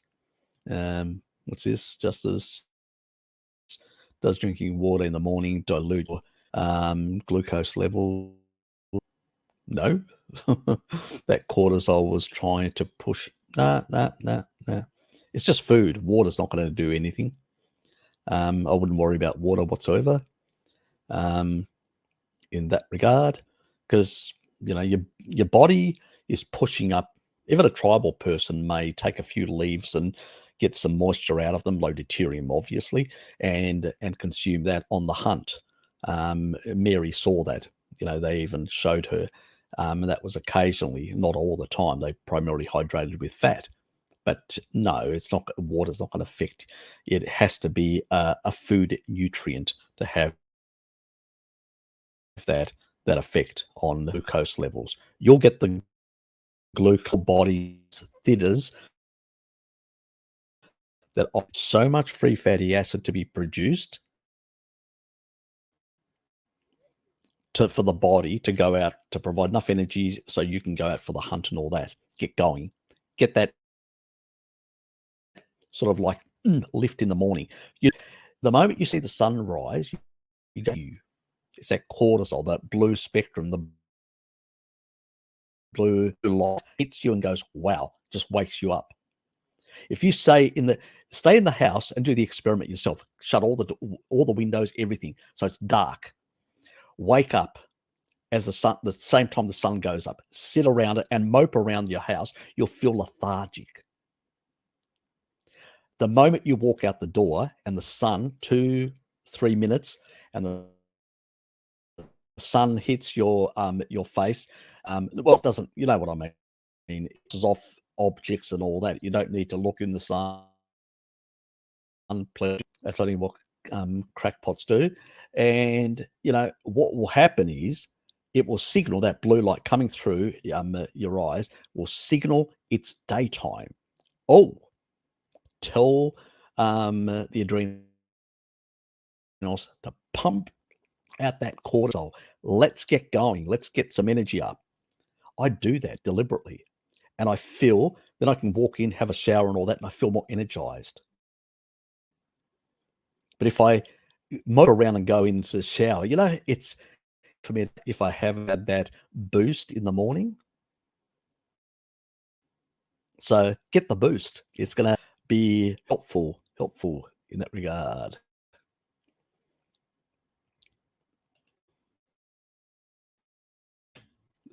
Is it going to come up? No, it's not going to come up. It doesn't want to come up. Harry, any thoughts on consuming beef thyroid or thyroid extracts to teach the body that it's safe as a form of the immune oral tolerance therapy? Look, there's anecdotes that tribal people ate some of these things, a bit of this sort of thing, and it sort of helped. I wouldn't go crazy on the stuff as well, because I have heard of, they've nearly healed themselves and they've taken these things and they've pushed themselves into hypothyroidism. And so, I'm sort of, I like staying within certain bounds and not, pushing the envelope. Certain things, protein, amino acids is not going to cause derangements, even if you eat a bit more. Taurine is not going to cause derangements. Certain things don't. Certainly be very careful. So, quickly, it's not coming up.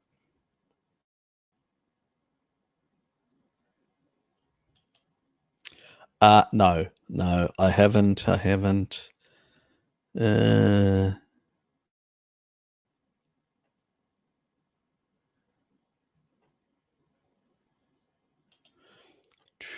Is it true that malnutrition during growth age makes kids grow taller? No idea. I don't think so, to be personal. I think it's the other way around. If you've got stunted growth, if your ancestors have also had stunted growth in early age. My father, in early days in the Second World War, had stunted growth again because of he was born in 1935, and by the time the war finished, he was 10 years old. So his life, before he even became a teenager, he had stunted growth. Born after the war, was 6 foot. Got it? So there's a big difference. So nutrition does play a role. So I would say it's the opposite, not malnutrition that's going to, but short-term malnutrition maybe has a hormetic effect, maybe. That's definitely true. Less sun exposure. Yes. So they need less sun. We all are humans. We need the same sort of stuff. It's just less sun exposure as a source of.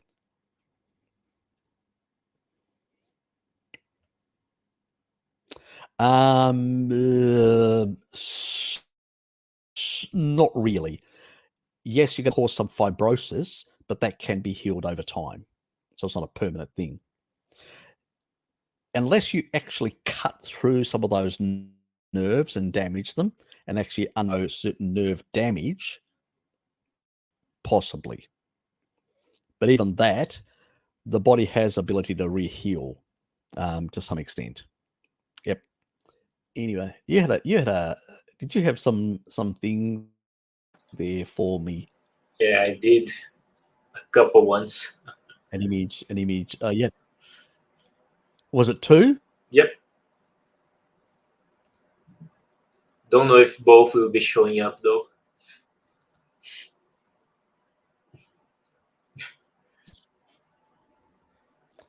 So there were only 2, weren't there? Yep. Okay.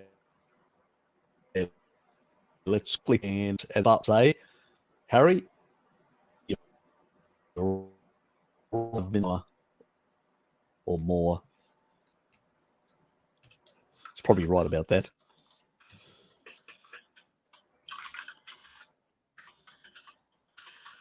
Let's present. Let's share. These are the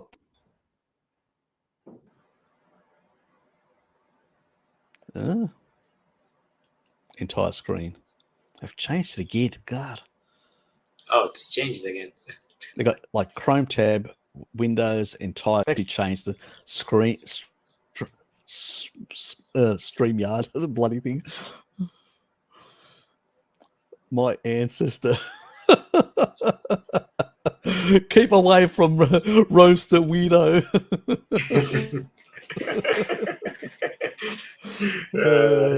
Nice. Pretty proud of this one. That's a nice one. That's it. Months and listening to some food fools online. Nice one. Nice one. You guys must be on Discord having a field day with. You have no Joey. idea. Is that what's happening? Yep. There were like memes upon memes. Everyone was having fun. Okay. So when my new videos come out, my other videos covering the raw and the cooked and all that, there'll be more stuff for you guys to sort of talk about. Good. Anyway, look, I apologize. I didn't get to your questions. I mean, I've gone now. It's nearly 8 minutes over my limit that I was actually putting. So I've been. Anyway, thanks. I do appreciate everybody for being here. Thanks for being here. You know, have a good day. Whoever I haven't seen, Dean's here. G'day, Dean. The both Deans are here. Tango, how are you? Citrulline will well quickly. Arginine does nothing quickly. We'll need to test further. Yeah. Citrulline is different. Goes straight into the bloodstream. Gets converted by the kidneys to arginine, then nitric oxide. Much better as a vasodilator. Where arginine gets hogged by the liver, unfortunately.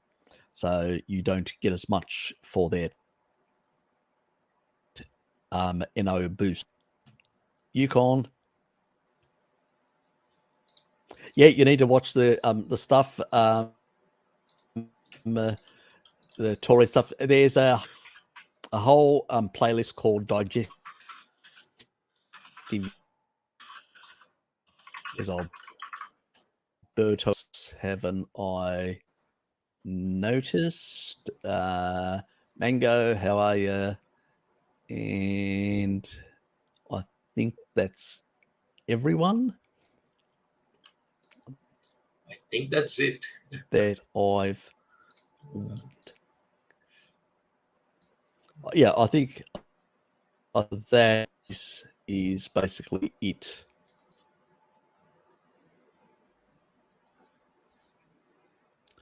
What was that? About the fire. You're asking about the Isotin. I think there's an issue there whatsoever. I haven't seen in that regard. Actually, I've seen benefits to the gut microbiome. So yeah, I don't think there's any real issue to worry. Mango's asked, looked up the other day, subscribed. Want to make sure I understand MDHFR. You think so long as riboflavin is higher, I should be okay. Yep. Yeah, pretty much. Yeah, riboflavin actually correct that pathway. That's the key. As I say, naturopaths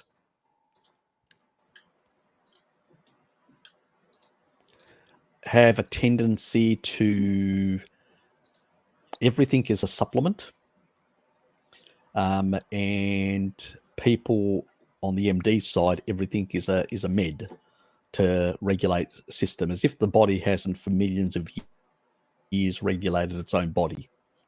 We just need to give it the right nutrition and then those genes. I hope you actually watched my homocysteine one with Gregor, which covers MTFR as well and homocysteine and stuff like that. Be funny one. You just homocysteine, Harry Serpanos. Anyway, guys, thanks for being here. I appreciate it. Take care. About slightly less than 5 hours from now, there'll be the Eurasian live stream. So whoever's up and wants to join, I'll see you then. Otherwise, I'll see you in a 4B. Anyway, see you guys. Bye. Stay well, everyone.